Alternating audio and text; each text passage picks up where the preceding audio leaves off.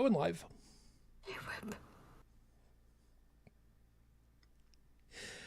And we are live. Good evening, everyone. Welcome to Holy Crap, the Vlogcast. Vlogcast that comes from a skeptical point of view to answer some of the questions of why. This vlogcast started as a combination of spite and the Streisand effect because I'm 39 again as of the other day. I get that reference. There are a few people who do, and thank you, by the way. Part of this is also to follow through with the old adage that sometimes the journey is more important than the destination. And considering I have not yet detonated, I'm doing well. I am your main host. Hi, I'm known as Shujin Tribble. You can find me pretty much everywhere under that name. It's Shujin. Hi, yes, it was my birthday. Yet again. What did you get me? Fine. I warned you, birthdays are the leading cause of death. Yeah. And I'm in Facebook jail, so don't look at me. I haven't been able to see Again? Yeah. Again? Yeah. I got sucked.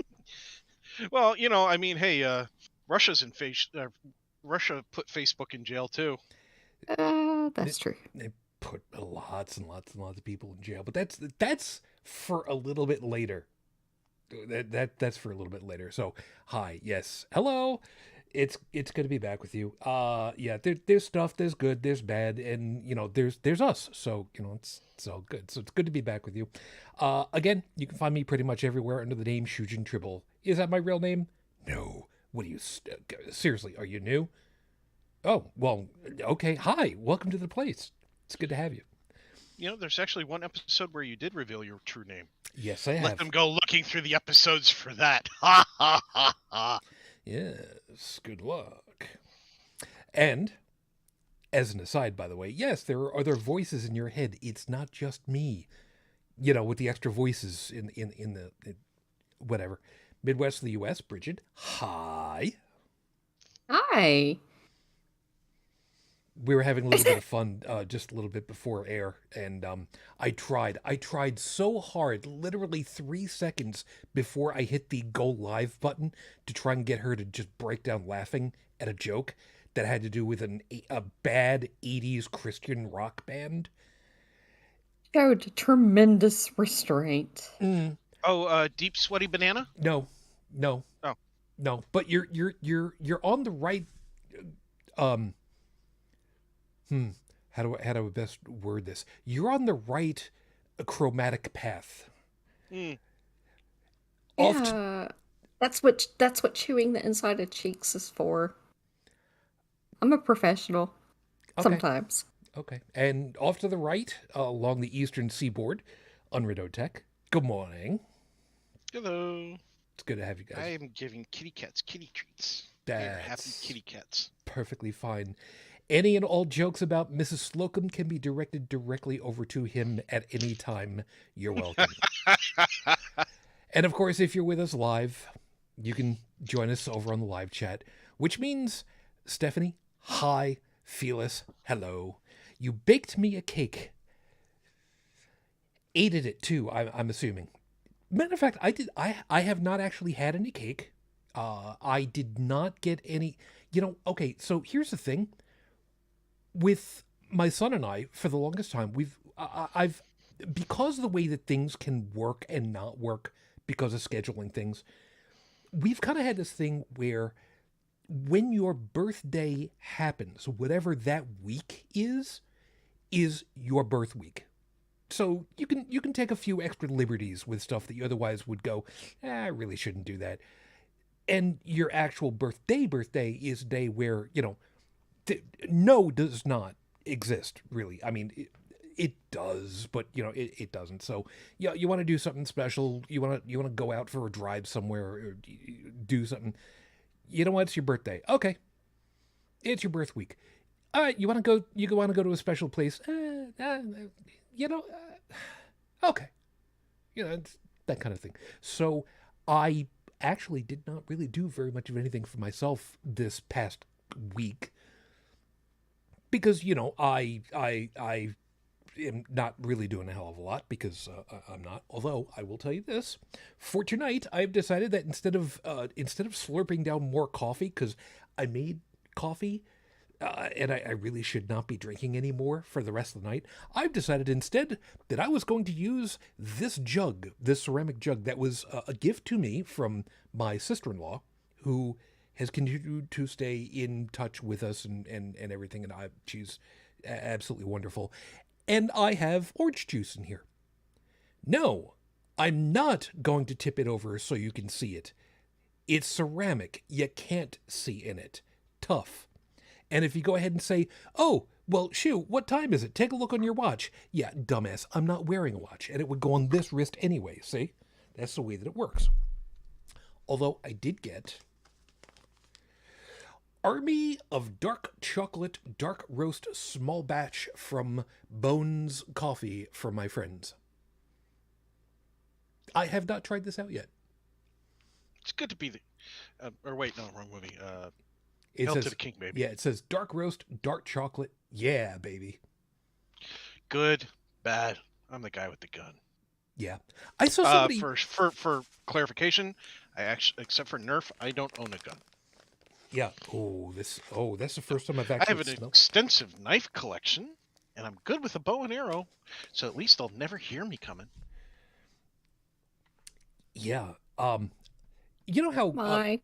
You know how coffee bags have got that little vent in the back? This is the first time I actually squeezed it to smell the stuff coming off of it. Ooh, that is definitely dark chocolate that I smell in there. Ooh. Oh, this is bad. This is bad. Dude, now I want to order it. We'll have to see. And send me the link to it eventually. No, let's see about that. So for anybody that's... Oh, I'm sorry. I was just going to say, oh goodness, my cousin has stepped in it and I can't do anything about it. He's probably going to get zucked too. Well, damn. Yeah, he had to go do this, and now probably going to have some people that get offended and unfriend me over that. Yeah, I mean, a cactus is a little extreme. I would have recommended he start with a pineapple. Just saying, some of my other friends that don't like profanity are probably going to be offended. What I don't understand is why people are still using it. But why? There was a news report that the government has to save their WhatsApp messages for transparency. Why the hell is the government, who brought up Facebook and Zuckerberg himself before a frickin', congressional court and all that other crap, are using his product? I'm still using it so I can keep in touch with people who are like in other countries and stuff. No. I meant like the DOD and the other letters are actually using WhatsApp for business purposes. Oh no, that's not bright. Yeah, I agree. No, it's not. Information should be through, Yeah, everything should be through their own domain, their own website, and all correspondences go that way, period. And if the individuals want to do on their personal time, that's an entirely different thing. But official shit should never be going through this stuff. And see, that's the thing. My program office actually relayed from their leadership basically an email down to everybody in it saying, hey, look, we do all business through business channels. If you need to do outside business channel stuff, do not use WhatsApp. Do not use that.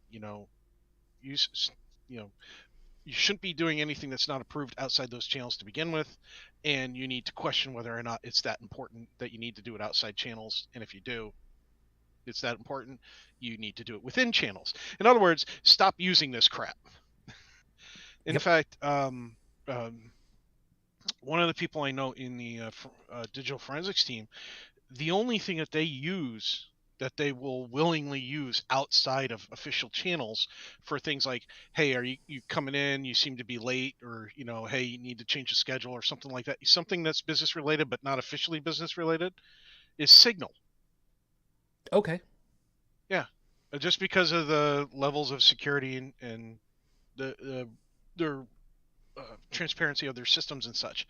So when a digital forensics team is going, yeah, no, we don't touch WhatsApp, that's a really good sign to not touch WhatsApp. Yeah. When the people who are in the business community, in the business of XYZ, and they look at something that kind of intersects with XYZ, and they say, no, it's it's a pretty good idea. It's kind of the reason. I was going to say, it's kind of the reason why people like tech will tell you running a BBS off of a Commodore 64, though it is doable, is probably not really well recommended. Totally secure, by the way, but security through obscurity. Well, yeah. But dude, do you know how many shock faces I got from people when I actually mentioned MUDs? I was in a group of tech people. There was about 400 of us on a giant Microsoft Teams meeting, and I had mentioned, well, if we're going to go back to the bulletin board system days, I know one of my old favorite MUDs is still open on the MUD, and you can go up to mudconnector.com and find it. And people were like, wait, MUDs are still active? Oh my god. The nerd level in the room just skyrocketed. Yep. Yeah, same thing happened. It was like I don't know how he got this, but my old director when I worked in Indianapolis, and was in data management and all that stuff. Well, actually, it was renamed Information Systems. Yeah, because we had to. Yeah, because we had to like get with the times and come up with a new name. Yeah, he and I would talk about LARPing and MUDs and all this stuff, and people would just look at us. I never went LARPing. I'd like to, but there was just... I didn't either, and I never was had like, the opportunity. I was like, Doug, you do you, man, but at least we understood each other. He was cool. Yeah, I never did LARPing because I mean that means going outside. That means actually getting like natural versions of vitamin D instead of the pill-based versions. I much prefer. It also means I have to smell people's breaths, and if they're anything like what I smell off of mine, no, thanks, I'll pass. Now I can say that the closest I've gotten to LARPing was my son and I like to do paintball. So there was a paintball themed system going on at one point. So there was one weekend where they were imitating Counter-Strike. So they actually had a field laid out like some of the Counter-Strike maps. They have done ones where they've reenacted actual wars and skirmishes and things like that. Yeah, so I've done that. That's the closest I've come.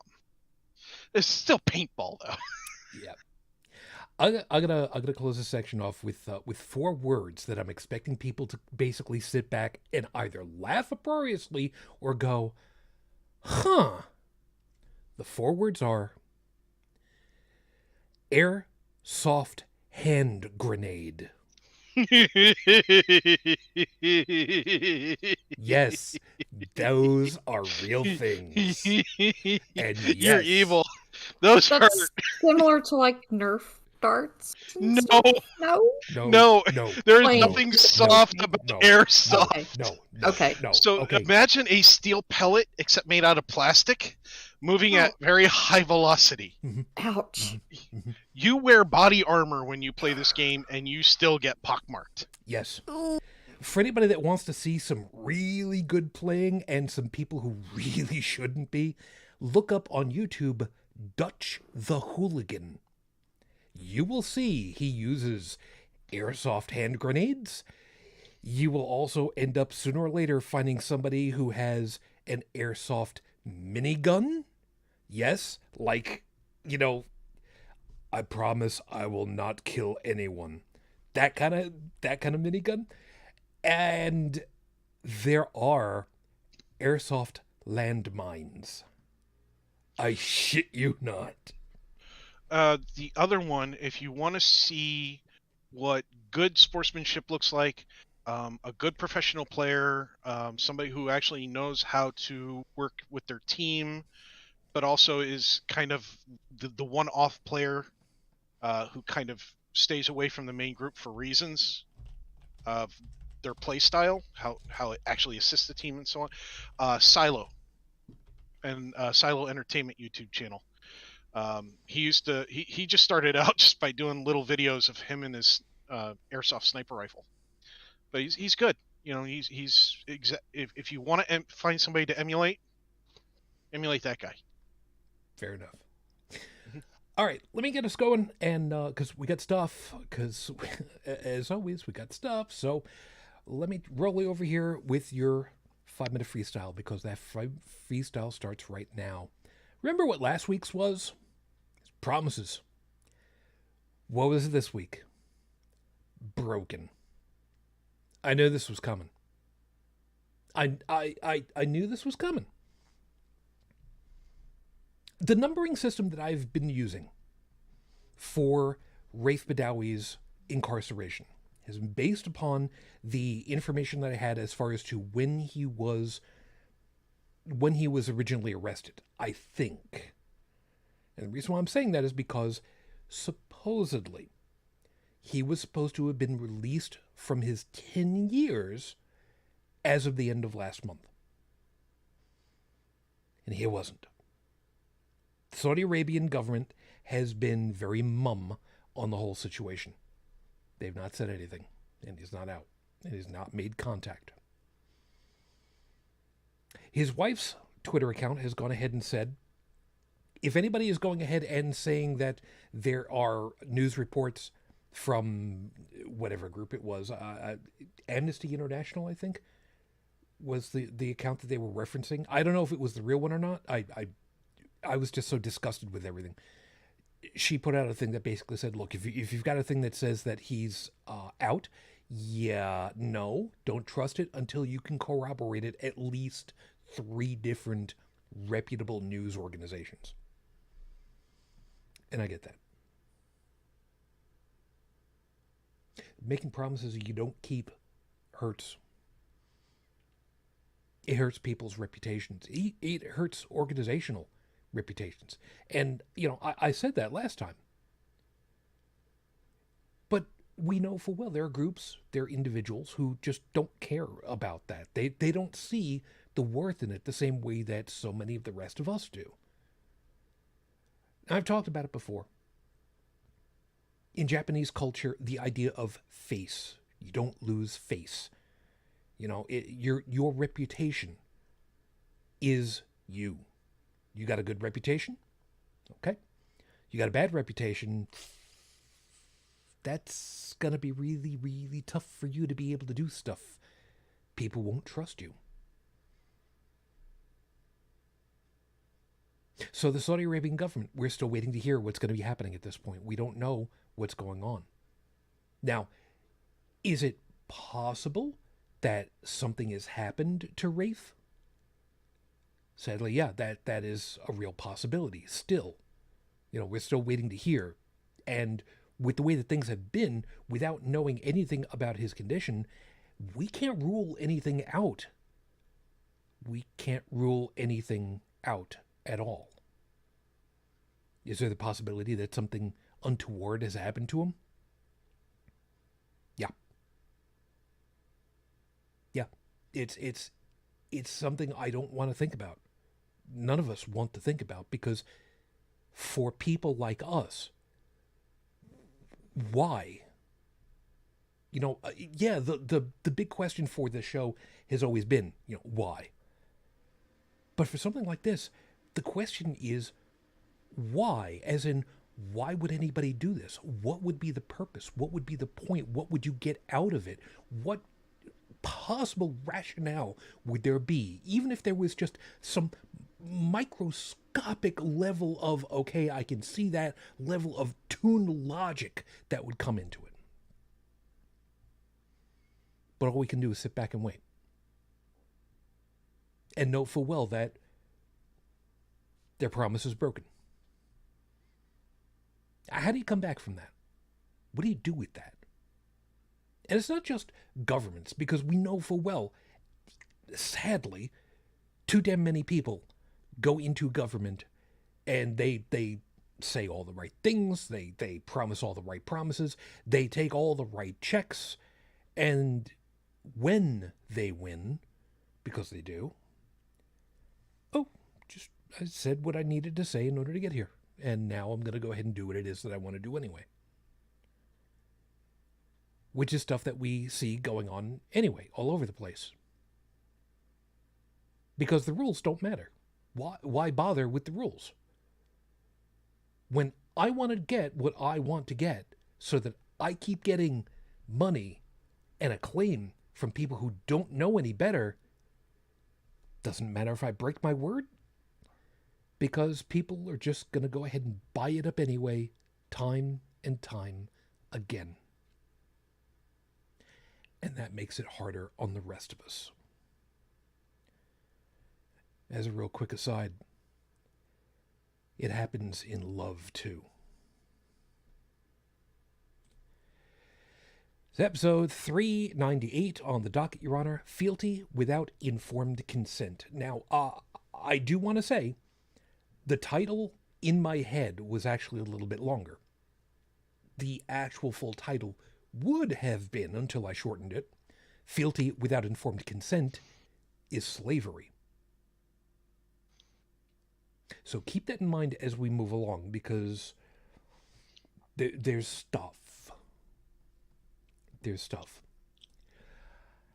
You know, going back real quick to what you were saying about broken promises, you could see it in the news. You know, Russia and Ukraine agreed on a mutual location as a safety corridor for those who are non-combat to vacate the Ukraine. How long did that last? And what happened? People started vacating. Russia opened fire. Yep. So much for promises. And then Russia blamed the Ukraine for it. Fantastic. Well, we knew that was going to happen. Yeah. I as soon as I heard that there was a corridor, I was like, oh, so what you're saying is Russia's setting up a fish in a barrel. Yeah. So, I really hoped I was wrong. I was not wrong.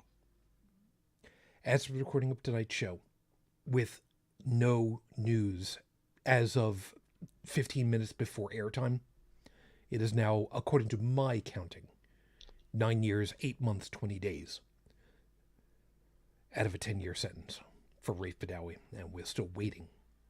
And we're still waiting. And we're still waiting.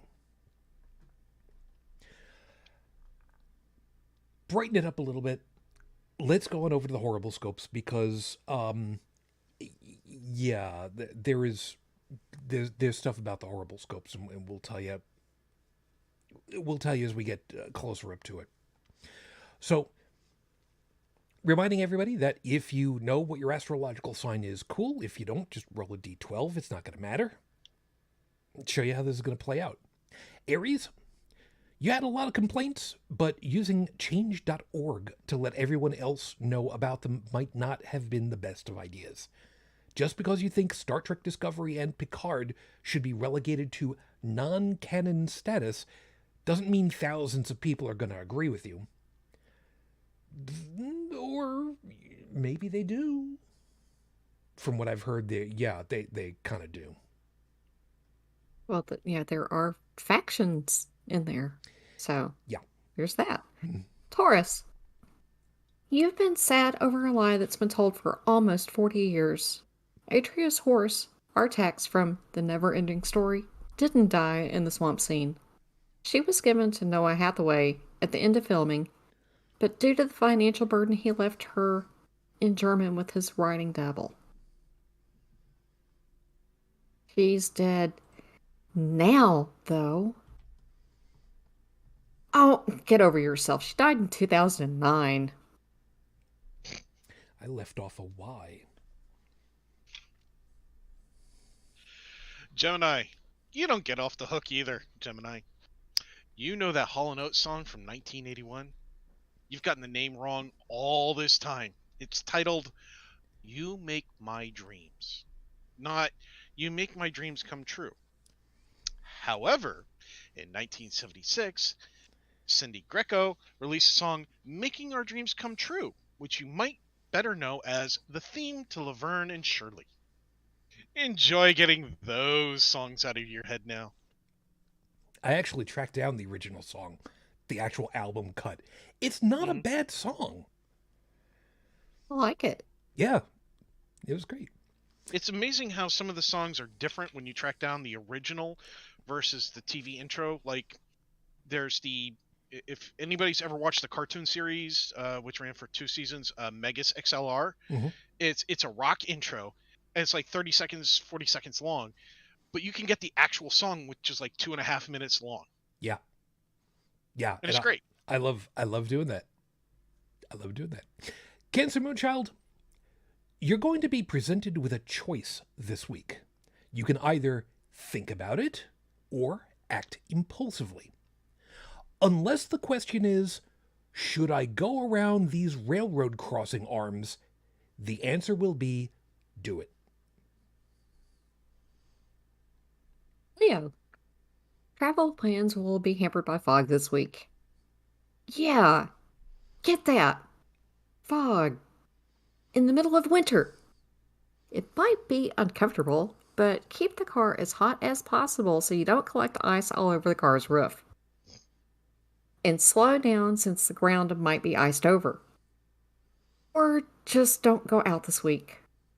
That's always an option, you know.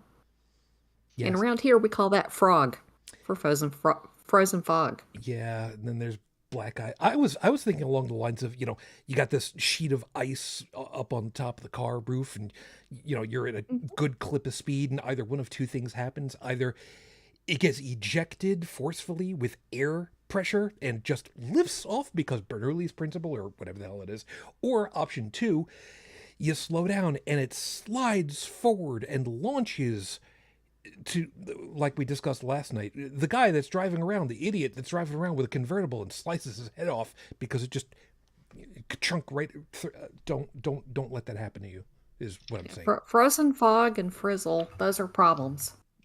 Well, I will say that, if you just move down to where I live, you don't have to worry about that because tomorrow's forecast calls for 80-degree weather. Yeah, we're getting tornadoes tomorrow. Yay! Jeez. Well, I am a flashlight buff, so make sure you charge all your batteries. That's fair.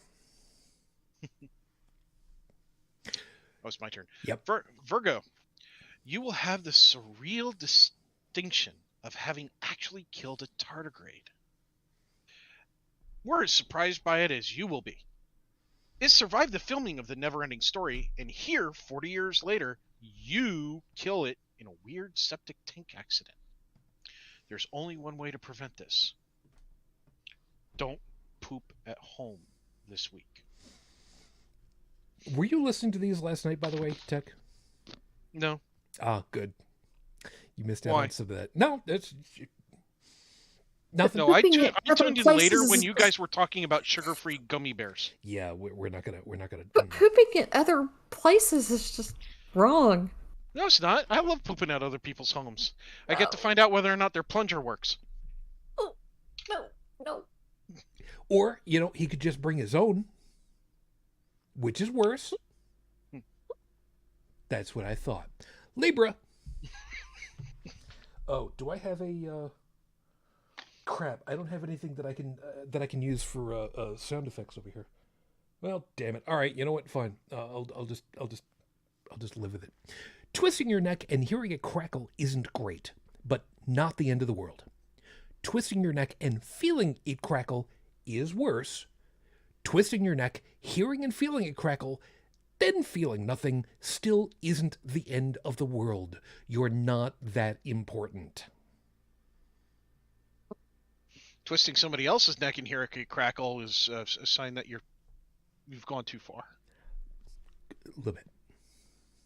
And here it is, by the way, Tech. Here it is. Scorpio. Ferrets everywhere. Signing up to be an animal rescue foster parent is great, but ferrets are a handful, especially in groups. Which is called a business, by the way. They sleep 15 hours a day, and at that point they're wired like they drank 24 ounces of Dematize. And the worst part, they're awake around sunup and sundown. So good luck sleeping through that alarm clock. And this is true. All of it. Mm-hmm. I'm so glad that I had you read it before we came on, because I don't think you'd have been able to get through that one. Just as a cold read. Sagittarius. Robert Palmer, famous for rock songs like Bad Case of Loving You, Addicted to Love, and Simply Irresistible. Famous for putting on rock concerts in a suit and tie like he had just finished working a shift at a bank. Also sang the song Change His Ways, where he yodels. It was even a top 40 song, hitting 21 on the Irish charts. So, this week, if you think you have a terrible idea, run it past some Irish folks and see what they think before trying it out. Yeah, he learned to frickin' yodel. He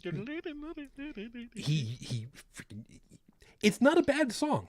It's really bizarre though, but it's Yodeling is bizarre. agreed. I like the heavy metal yodel, where the guy took a video of a professional yodeler, a really good yodeler, and then added some heavy metal guitar riffs to it. Okay, now see that's not the same thing that I thought that you were doing. I thought you were going to say it was really good. Like the lead singer from Stryper learned to yodel or something.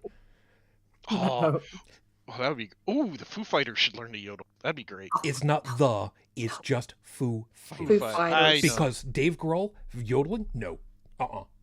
Oh, that'd be hilarious. No. But his covers from the Hanukkah sessions were actually pretty good. I will agree. I've been a terrible parent. I told my son that Dave Grohl and the entire Foo Fighters band came out with a movie, and he said, "Who?" I'm sorry, I failed him. I will commit seppuku later. I'm going to completely step aside from that one, and I will simply say, people, if you don't know what's going through my head right now, who's on stage from Animaniacs? You're welcome. Yeah, that one's good too. Capricorn, nostalgia is not your friend this week. You have to accept that there are some TV shows from the 70s and 80s you should not buy on DVD. Carl Sagan's Cosmos, sure, that's a good one. The Joy of Painting with Bob Ross. It's a lot of episodes, but sure, okay, it's probably going to be a hell of a lot easier to store than on VHS, because that's a lot. Electra Woman and Dyna Girl, no. The 2001 pilot for TV reboot was worse. Try to picture this. Night Court's Christine Sullivan as a spandex-clad, smoking, boozing, washed-up superhero. Yeah, just play N64 games instead this week. Just no. That would be scary. Aquarius, your Chinese fortune cookie fortune says, "Help! I've been trapped in a fortune cookie factory since early 2020. Please get me out of here." Okay. Time for a morality question. Do you go to Brooklyn, New York and release this person from the factory? Or let them stay there in relative safety? And for you Python programmers, your DIY Lucky Lotto numbers are generated with the command print random.radint 0,40. Yeah, but just do that 7 times and you get your numbers. By the way, yeah, so we'll have to redo this again. Print left parentheses random.randint left parentheses 0,40 right parentheses another right parentheses. That works. Here we go. That's good enough. While you were doing that one, I had the Animaniacs go through my head. Wheel of morality. Turn, turn, turn. Tell us the lesson we must learn. Always wash your socks with cold water.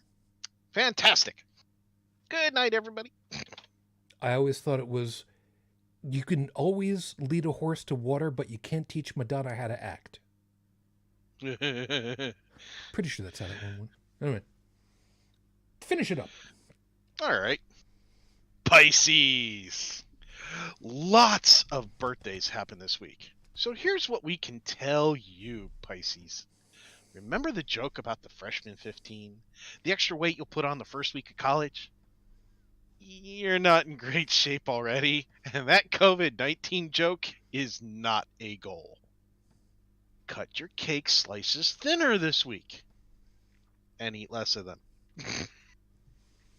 Yeah. Now, the funniest part about that one is I know of 4 people who have birthdays. Sorry, 5?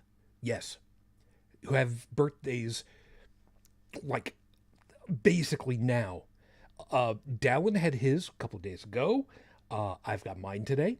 Stormy. I had a relative who had it a couple days ago as well. Yeah, but I don't know them. Stormy Dragon. I know them. We share birthday. Roxanne is got hers. Actually, it's tomorrow by my numbering schedule because it's the future from where she is. And it also turns out that yesterday, which was the 5th, was No Illusion's birthday. So happy birthday to you. One of these days I'll get you back. Did you happen to see the picture on Noah's Facebook page of the cake that Lucinda got him? Oh my. Why was it a vegan cake? No, it was the most gorgeous chocolate cake ever. Did it make the baby? Was it so good that it made the baby Jesus cry? Because if it didn't make the baby Jesus cry, it wasn't good enough chocolate. I don't know, but I haven't seen Noah smiling and beaming like that in such a long time. Well, that's because he's been on withdrawal from cigarettes for the last year or two. Well, I mean, that's true, but he was so proud of that cake. Yeah, I can't say I blame him. Anyway, That was a fantastic picture. those are your horrible scopes for this week. Remember, if you like what you got, whatever. If you would like me to be nicer or conversely nastier to some, the stars to be nicer or nastier to them, bribe me. Let me know. And remember, I need to know which sign and which way to go, or to prompt the stars. And Well, if they're conservative, they'll tell you exactly how to go. well, I there's a joke in there somewhere that I really shouldn't do right now because, well, there's reasons. Other than that, and for the record, Fibonacci is not a recognized astrological sign. Tough. I have somebody that keeps asking for Fibonacci, the 13th sign. It should be, damn it. Don't look at me, man. I don't make the rules. I have a D13. I could ask by phone to roll for 13, but it doesn't matter. That's not the point. Well, we need to accommodate it because according to NASA, there are 13 astrological signs now, so we're all off on ours. You know what? I don't. Okay. I even showed Joseph a link because links are never happened. I made my case. That's fair. That's fair. I don't know. We will see what happens. Anyway, so this whole thing, fealty without informed consent. Holy balls, man! This is not just a religion thing. This is not just a liberal versus conservative thing. This is not just a Democrat versus Republican thing over here in the U.S. This is not just a red hat versus blue hat thing. This is a cult thing. And before you start thinking to yourself... It's also a workers' reform thing. I don't understand So part of the workers' reform movement is taking back. It's close to socialism in that, if you think of it this way, if you're working for a company and there is a increase in the what is that percentage every year that goes up? The inflation? Yeah, inflation goes up 7.5%, and your company gives you a 5% raise. You're literally getting a pay cut. Right. And you are working for slave wages. Because when you have to struggle to make ends meet, you'll do anything. And part of the work reform movement is demanding that to stop being treated like workaholics, like slaves, that, you know, the goal is get out of school, work for the next 60 years of your life just so you can spend 10, 15 years relaxing before you die. And in some cases, some companies don't even want you to do that because they push back retirement until you're even older now. And by the way, Brigid, I see the picture. That's actually That's a pretty beautiful damn cake. Yeah, that is pretty damn nice. The bakery I used to work at, this looks very much like one of the cakes that we used to make. It was always a pain in the ass because you know how when you make a round cake, you're going to go ahead and you're going to bake several round tins.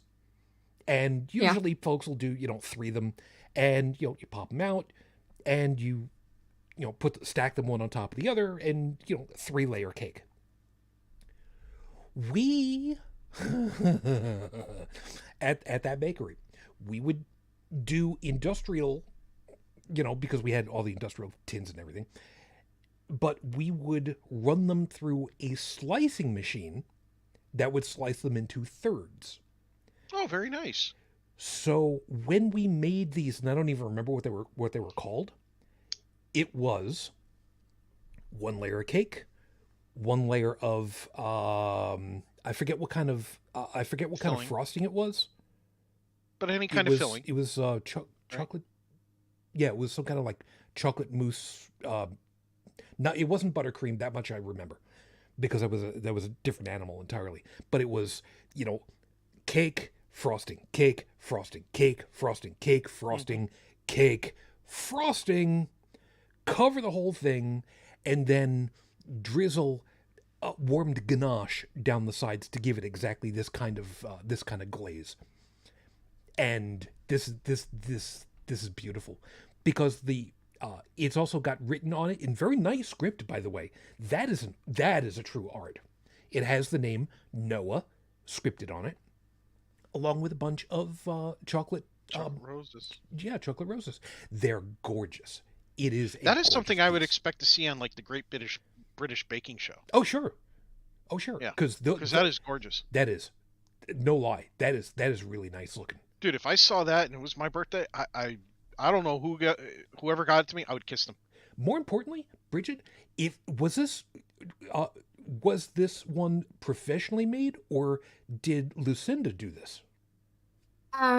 He was speaking at the Free Flow conference, and I think that somebody at the conference had that made for him. Damn. And he said it was chocolate underneath chocolate. Mm-hmm. Mm-hmm. Yep. Pretty.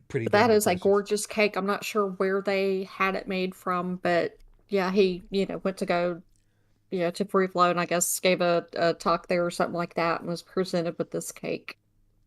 It'd be really funny if it was from a Christian bakery.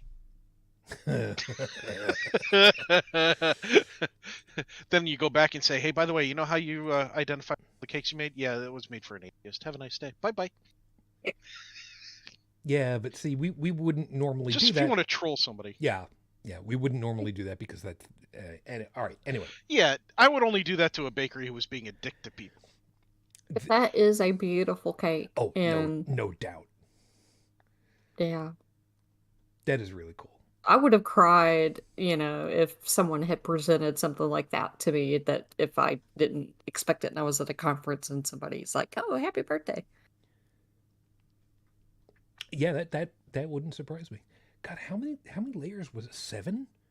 I think it was 7. I don't know, but that's an impressive cake. Anyway, I'll knowing me, I'll probably remember sometime, 4:00 in the morning. I'm ready to go to sleep. Oh, it was. That's assuming that I stay awake until 4:00. I really don't want to be doing that tonight.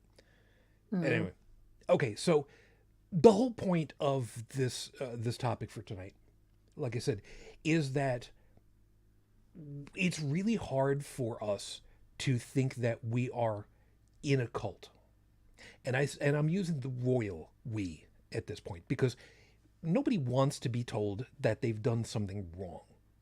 We know that. We've talked about that on too damn many occasions. Because, you know, there is a certain matter of feeling like you're an idiot for it, which, depending as to what's going on, you know, could be completely deserved. However, there are a number of times where people will say, you're just as bad as whatever the other group is. Doesn't matter what it is.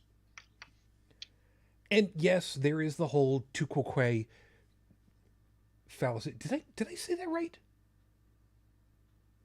Holy crap, I think I actually did say it correctly. I keep screwing it up. Tu quoque? Yeah, that is right. Shit. All right, one for me. I'd pat myself on my back, but I'm old. I don't get out so much. Vitamin D deficiency. I don't want to. You need snap yoga. I can't turn off the microphone feed to YouTube to tell you what it is that I think I need. So I'm just gonna go right past that right now and keep going on here. Mhm. Yeah, that's probably the best choice. It actually really, really, really is. So when we and again, I'm using royal we for a second.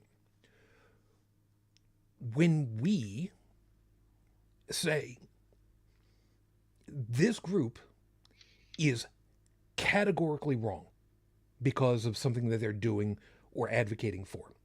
Let me give you a perfect example. The khaki wearing, polo shirt clad, tiki torch wielding motherfuckers. I'm sorry, did I say that one out loud? I'm sorry. Neo-Nazis. When those of us who do not fall into that category go ahead and call them out as being fascist, neo-Nazi, race supremacists, and then they turn around and call us whatever it is, and both sides are working against each other, it's all too easy, believe it or not, to fall into the I'm right, you're wrong, done. It's too easy to have that happen. And I know full well that Dalan's railed upon this point, and in some cases justifiably so. But the piece that I'm dealing with at this point is there are thousands upon there are millions. All right, let's call a spade for a second here. There are literal millions and millions of people in the United States specifically who think that the former guy is all that, is completely right about all things. And they have effectively sworn fealty to this guy, sight unseen for anything and everything that he wants to do and say, without having, as Joseph would put it, the critical thinking skills to keep them safe from exactly that same problem. And that is a problem of long-term failures of education. And that's where I'm going right now for tonight, because this is a problem because of religions, because of governing groups. Well, see, now here's that where enters I'm into it. it. Yeah, it is, and this is where I open it up. It's not the only thing. No, it's not, and that's part of the problem. There's only so much that you can do with standardized education, and by standardized I mean up through what we would otherwise consider a person's 18th year of age in education, which is typically in the United States is typically referred to as 12th grade. I don't know what it would be in the UK, so I forget what it is off the top of my head, but it's typically the year before you would otherwise go on to college or university. And this level of education is typically subsidized by taxpayers, because I mean that's everybody pulls their money so that this happens. The problem is not always, it happens, It's not always a failing in the education system at that point, but that there are forces at work chipping away after those instructions have taken and slowly whittle it away until suddenly it's just that area is laid bare, ripe for the pickings, and brains just get picked on and reprogrammed over long term, because if there's anything that we know, it's that long term changes can be small and have incredible changes later. Yes, I intentionally strung that out because you what is the best example that I've ever had? If you have a car, if you have an automobile, you put it into drive and then have it drive forward. Not straight, forward. And you leave the steering wheel alone. If you had a perfectly flat everything to drive on, no roads in the way, no nothing in the way, you will eventually come back to your starting point. I don't mean that as you will eventually drive around the surface of the earth. I mean that eventually you will have turned in a circle, because even if your wheels are off by even any percent of a degree in either direction, you will no longer be driving in a straight, true line. You will eventually come back. It's just a question of how long it'll take.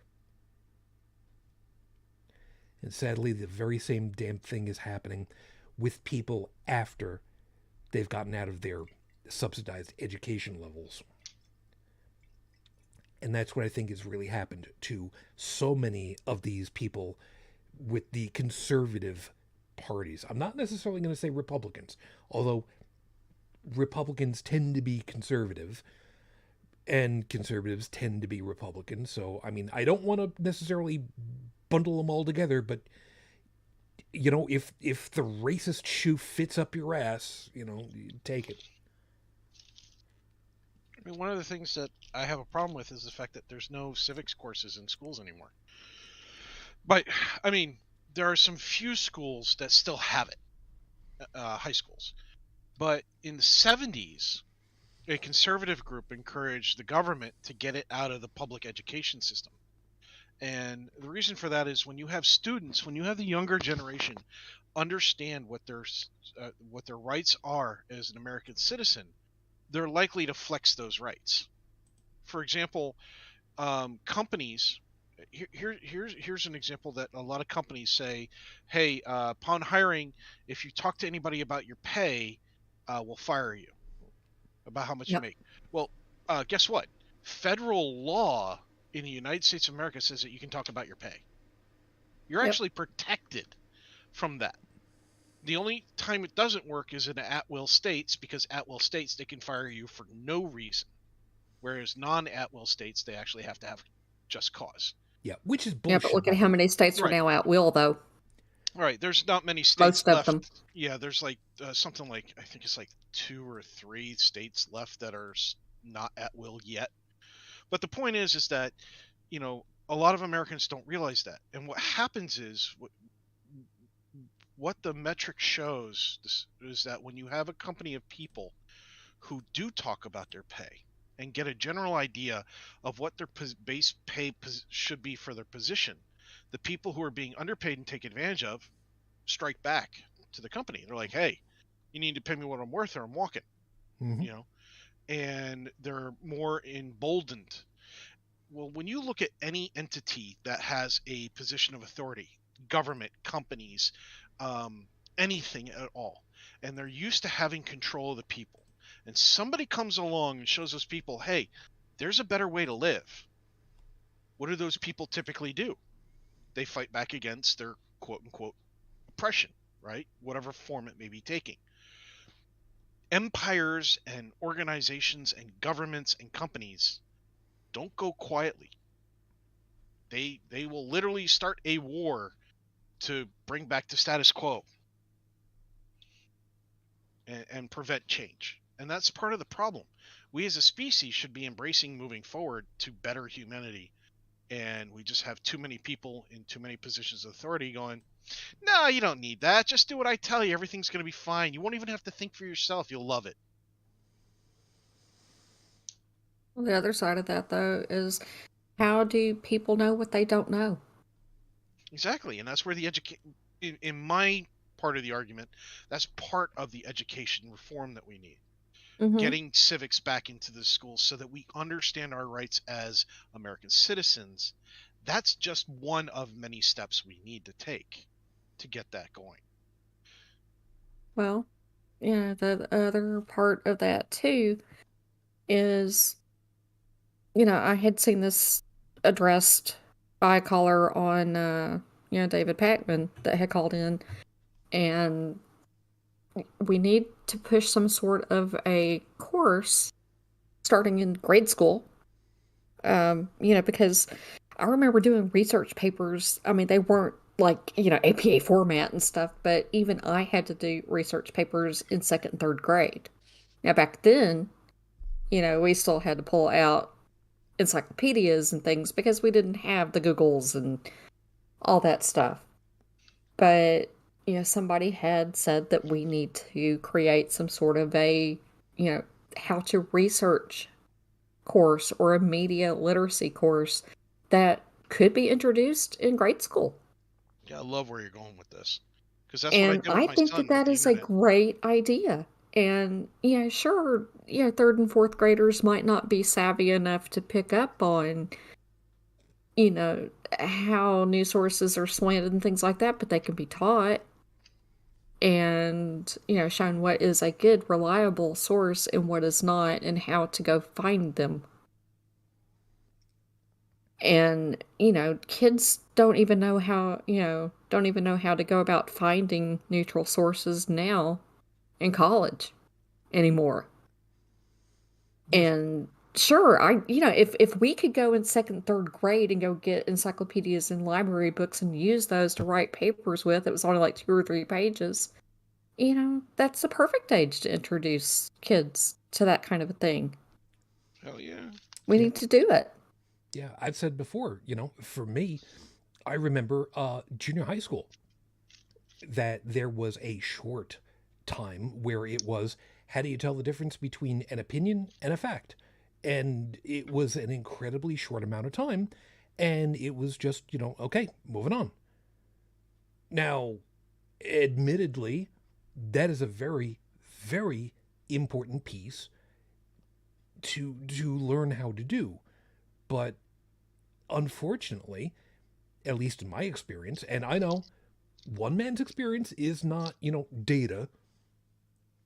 If what I experienced is anything typical, the education system, even in the 80s, kind of failed us out and didn't really prepare us for the things that we would need to know in times like this.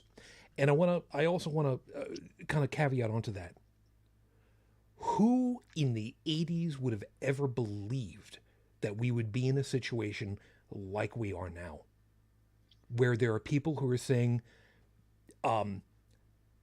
people should simply get themselves infected with a disease to intentionally weed out the weak because it's good for the economy and it will grant a greater portion of the population immunity long term. Oh, we still had assholes that thought like that back then too. They just didn't have easy access to mass communications. So they kind of kept to their social circles and their little groups, and that was it. And they didn't speak out because a lot of people like that were shamed. But whereas now we have political figures and multiple news figures that are like, hey, be as racist as you want, we'll support you. Yeah. Be as stupid as you want, we'll support you. Yeah, to that end, the one that I think that you might have been alluding to would have been things like pox parties for chicken Yeah. pox. Now, kind of help me out on this one a little bit No. to round That this out a that little can't. bit. 70s and 80s, the long-term problems of chickenpox, if I remember right, at that time really wasn't that well known.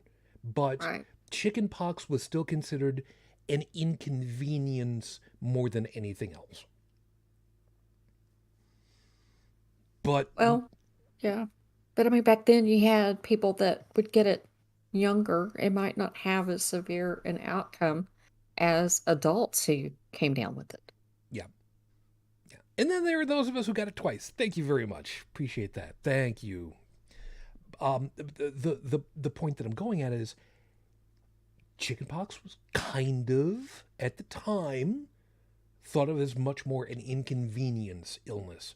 It Because wasn't. it didn't kill everybody. Yeah, it didn't Well, kill. they didn't have to do, they didn't see people coming down with shingles and things like that later. Yeah. And we don't know what's going to be happening with this sudden global onslaught of a disease. God, I can't believe there are people right now.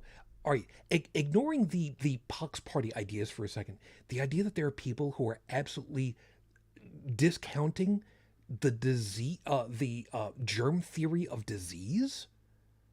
Yeah. I mean, why don't you just tell me that you don't believe in the theory of the tectonic plate activity? I mean, shit. Well, they don't. Or They the theory believe of that gravity. earthquakes are punishment from God for sins and has nothing to do with tectonic plates or anything else. And it's really hard to argue back to those people and get through to them. They think HIV is a pox from God to, or at least used Yeah. to. I don't know who still does it. Oh, God damn it, it Some of probably them is. do. It probably still is. God, I'm You know, they I'm still drinking off blame of this thing. every natural disaster on the gays and abortions. I love when those imams were saying that COVID was a punishment for God for people who engaged or supported homosexuality, and then they died of COVID. Yeah. That one, I may have laughed Well, and at the irony of the situation, mind you. going The off thought of on somebody dying. another tangent, because we have a tendency to do that, and my brain is all over the place anyway. This freedom convoy that's going on in DC, what is that on about? Because most of the things they are quote unquote protesting, Isn't Freedom the to not thing. wear a mask. but Freedom. what mandates? I mean, you still have to wear a mask when you fly on a plane. That's a thing.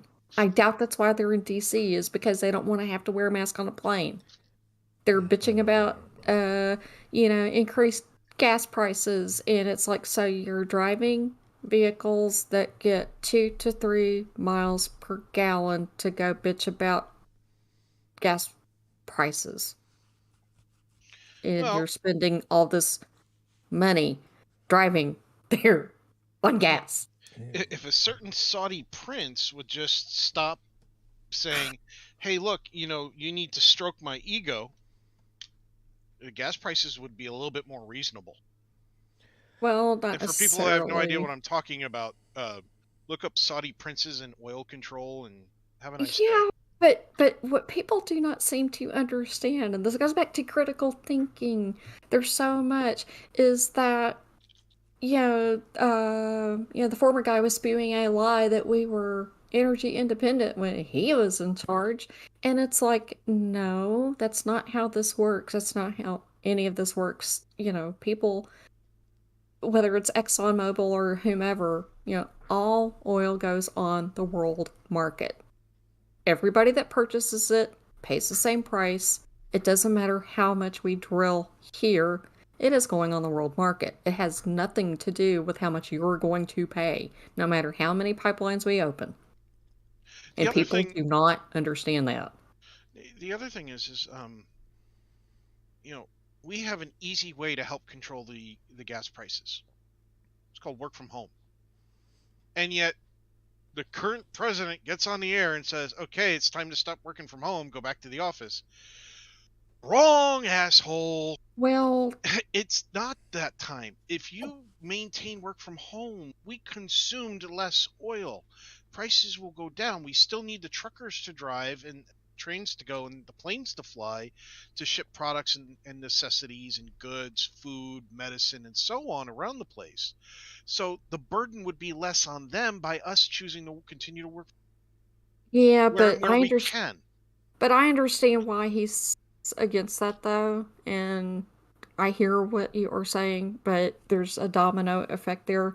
When you have so many people working from home, then that causes other businesses to go under because you no longer have people in the center of the city working who need services and goods and food and things, and so those places go under, and then you have decay and blight.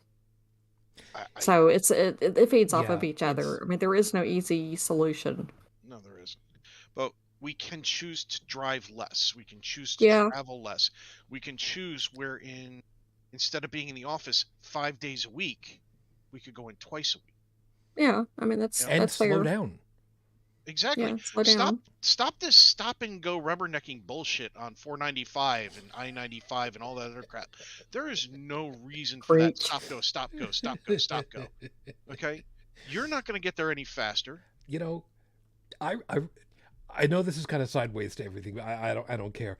I remember in the 70s where there was this big PSA push to tell people, don't rabbit your car at a stoplight when it turns green.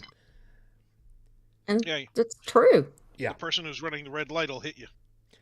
No, rabbiting is horrible for fuel efficiency. Yeah, for those that are kind of wondering what the hell that means, the idea was that if you're at a stoplight, it turns green, don't just gun the engine. Yes, you have to accelerate. Yes, you have to get out of somebody else's way, but you can do it far and away gentler.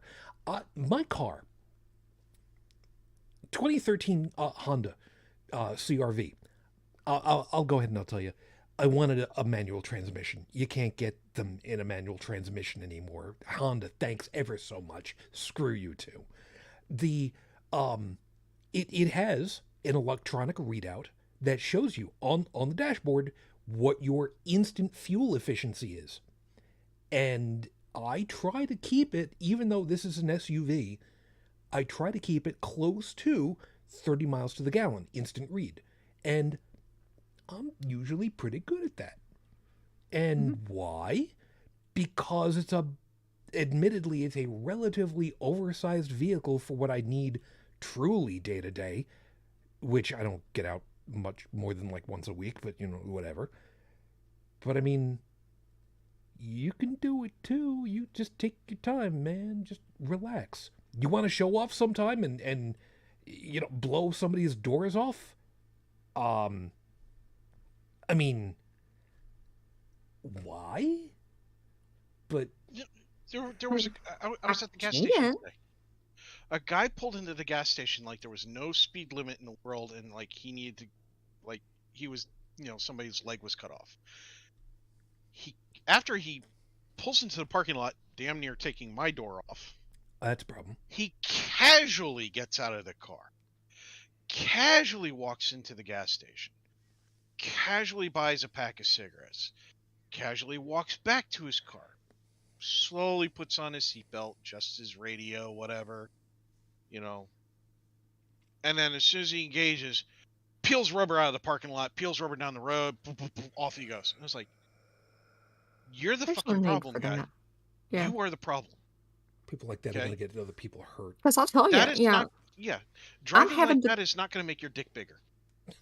It's not. And when I was having to do the commute thing, every day, and still run errands and things like that, I have enough power in my car where if I need to get out of the way because somebody has like blown through a light or something like that, my car will go. But I drive steady. I was taught to drive like you have an egg beneath your shoe and the pedal. So you gently accelerate, gently brake, all that stuff, and nothing, no jerky, whatever. But, if I am running errands and driving to work and stuff like that, I've got a 13-gallon tank in my car. And I was having to stop and get gas about every 12 days. And I never let it get empty. It gets to a quarter of a tank and I fill it back up. No sediment gets into the fuel line if you've got some. Well, I mean it does, but I'm just saying that I don't waste crazy amounts of gas. I drive like a sensible person. I plan my routes out, and consolidate them to where they make sense, and I don't have extra driving and things. It's all planned out. You're an old biddy. You use MapQuest, don't you? I used to. Yeah, I they tried to make me do that at work.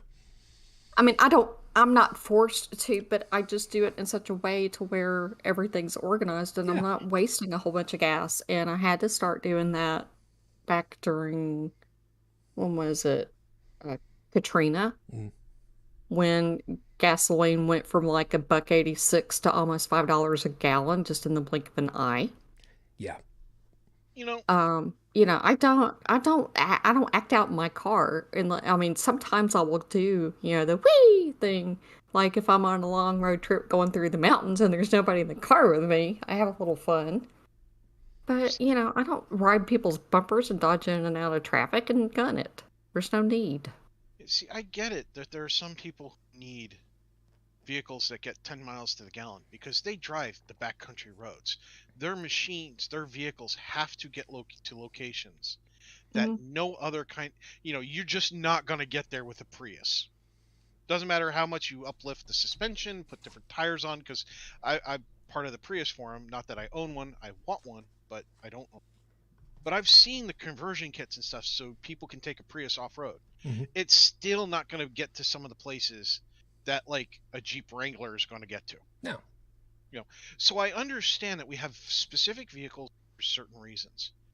But when you're that jerk who is rolling coal because you're taught to hate a certain people and to not believe in climate change and everything else, you're being a slave to this crap, okay?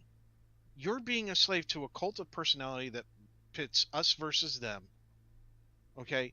I understand if you want a truck where you get up in it and you can see, the whole road, that you're not stuck behind somebody and can't see around them because they're driving that minivan with the tinted windows. I get it. But at the same time, you don't have to reconfigure your exhaust system and your fuel efficiency because you think climate change is malarkey and you're out to prove it. Okay? You don't have to do that. I'm just saying, I've got a sports car that's, 20 years old? A little more than that? So you get like 7 miles to the gallon. That is not necessarily the most fuel efficient thing ever because, it wasn't aerodynamic and it's old, but I get about 39 miles to the gallon because I don't drive like a dickhead. Yep. I had a 78 Monte Carlo at one point in my life. Oh, dude, you don't get it. I had the LX, the luxury version. It was V8. It had the 4-barrel carburetor. It was a beauty of a machine. And when it got out on the highway and you got it up to 55, 60, 65, depending on what highway you were on, it was like riding on air. It was so smooth.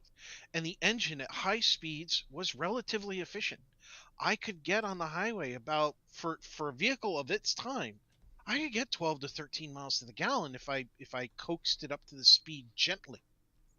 Okay. Now, when I was in the city, I could press on the pedal and watch that gas needle go whee.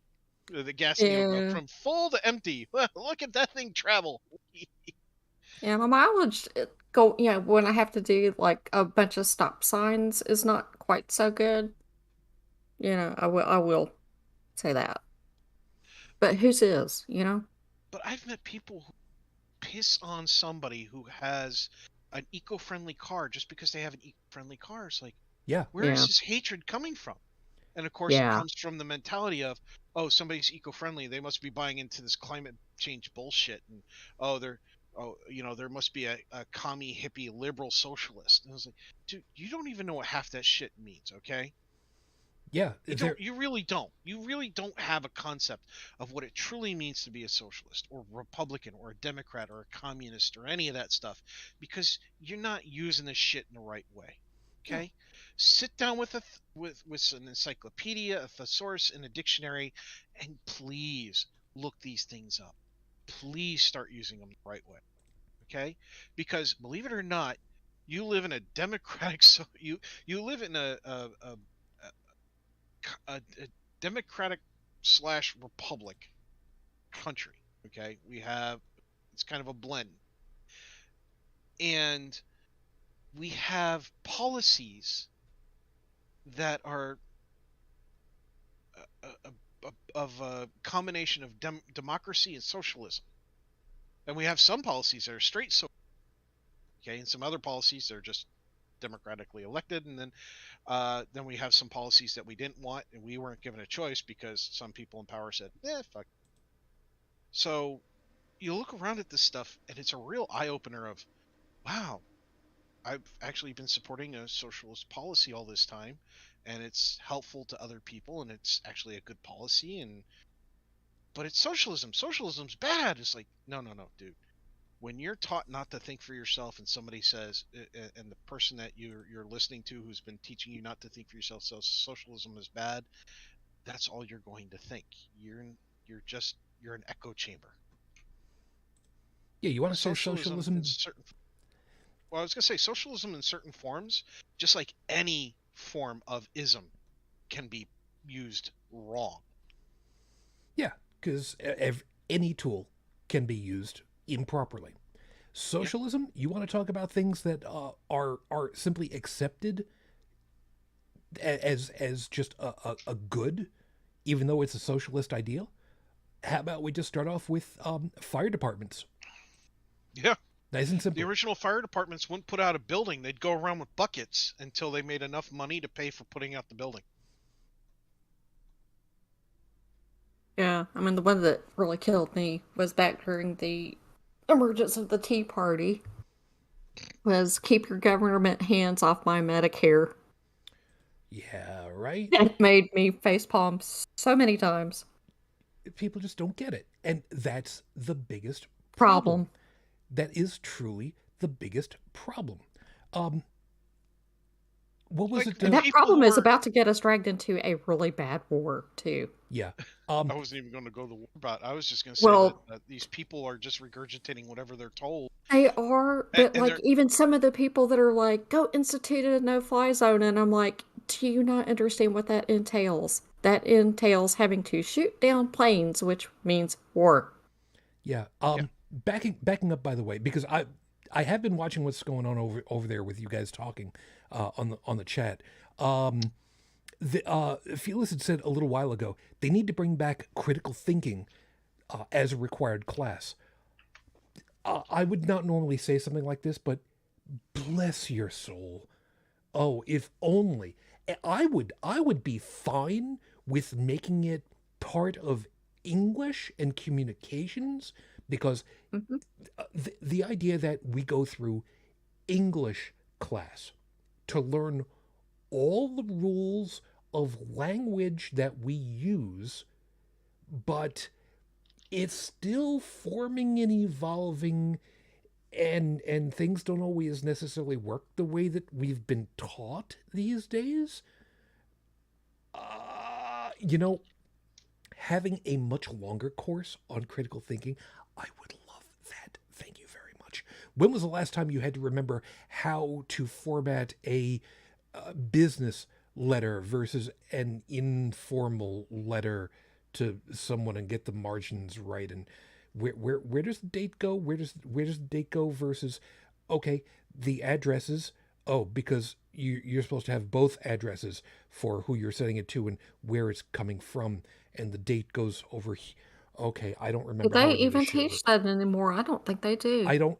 Truth be told, I don't know. But I remember from some of the stuff that I have seen lately. I remember learning it too. But from some of the things that I have seen lately, working, in corporate America, people do not know how to do that anymore.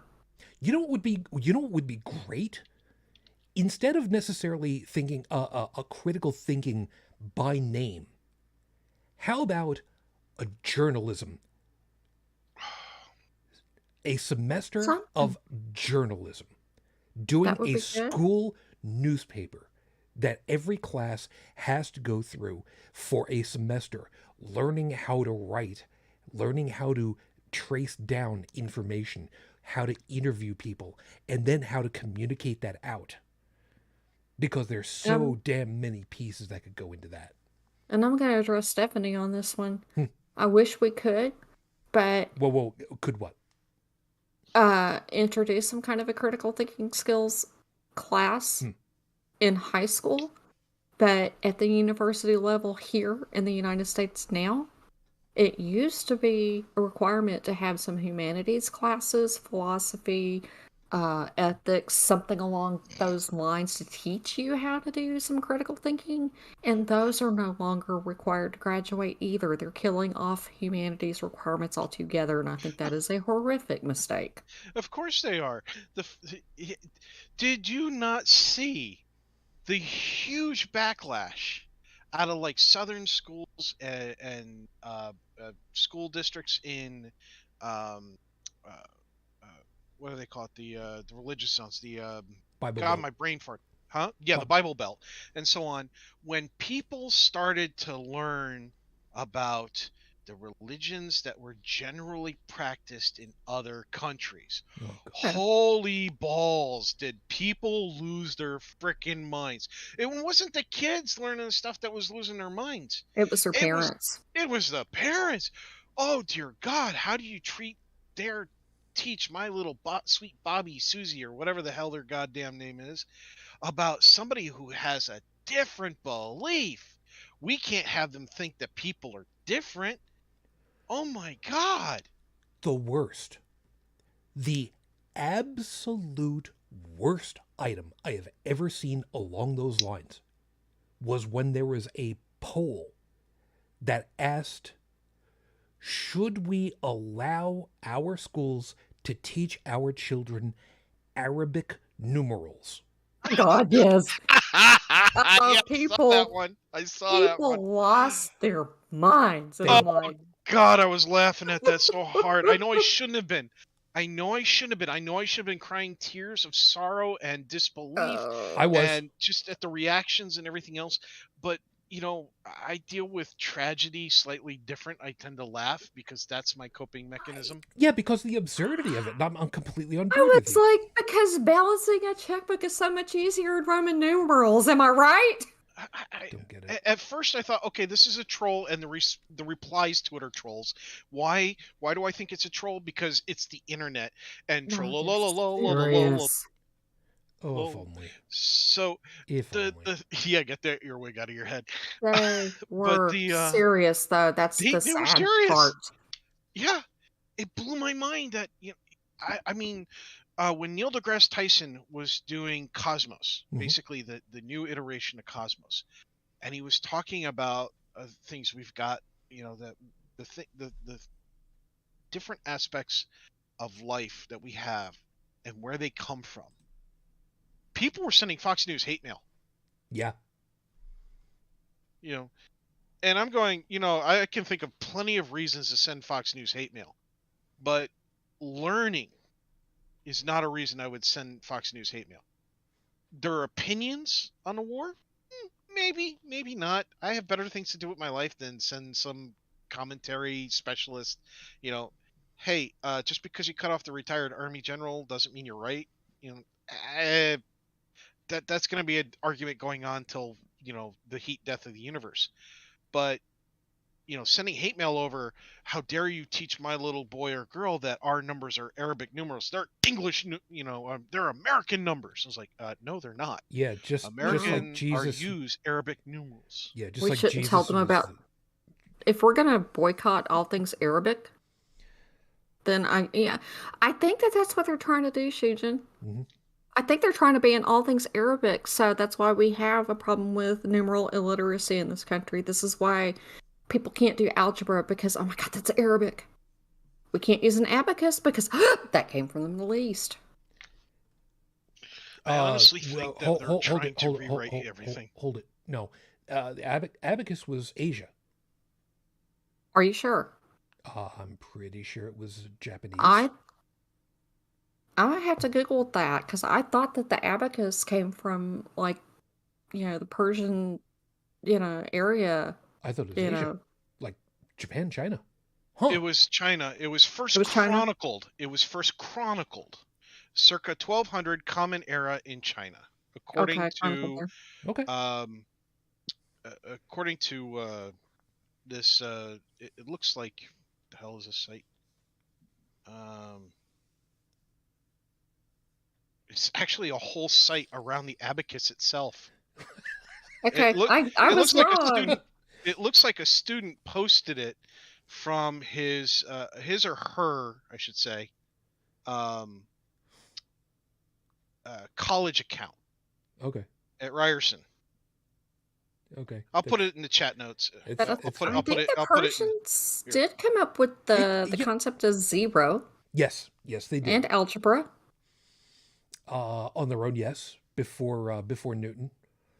I'm And sorry. I'm laughing so hard right now and the because numbers I'm and our remembering. numbering system. So, like, here's a history of computer website.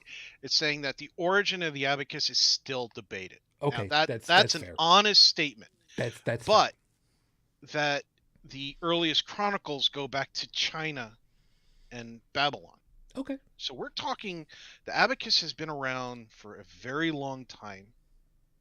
Probably so long that people got accustomed to using it before even starting to write about it. Okay.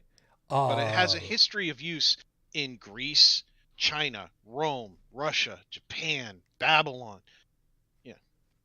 Huh. And Stephanie's saying zero comes from India. You know what? There's a lot of shit I need to relearn. Yeah, I thought that was the whole Levantine area. Yeah. Damn. And who came up with zero and algebra and all that. I thought that was what Neil deGrasse Tyson even said. Oh, shit.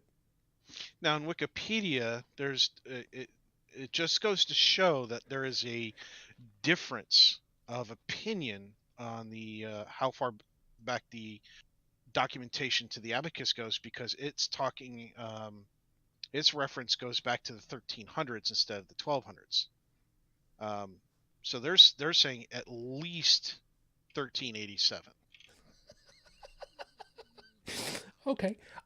So yeah, it's older. It's as old as dirt.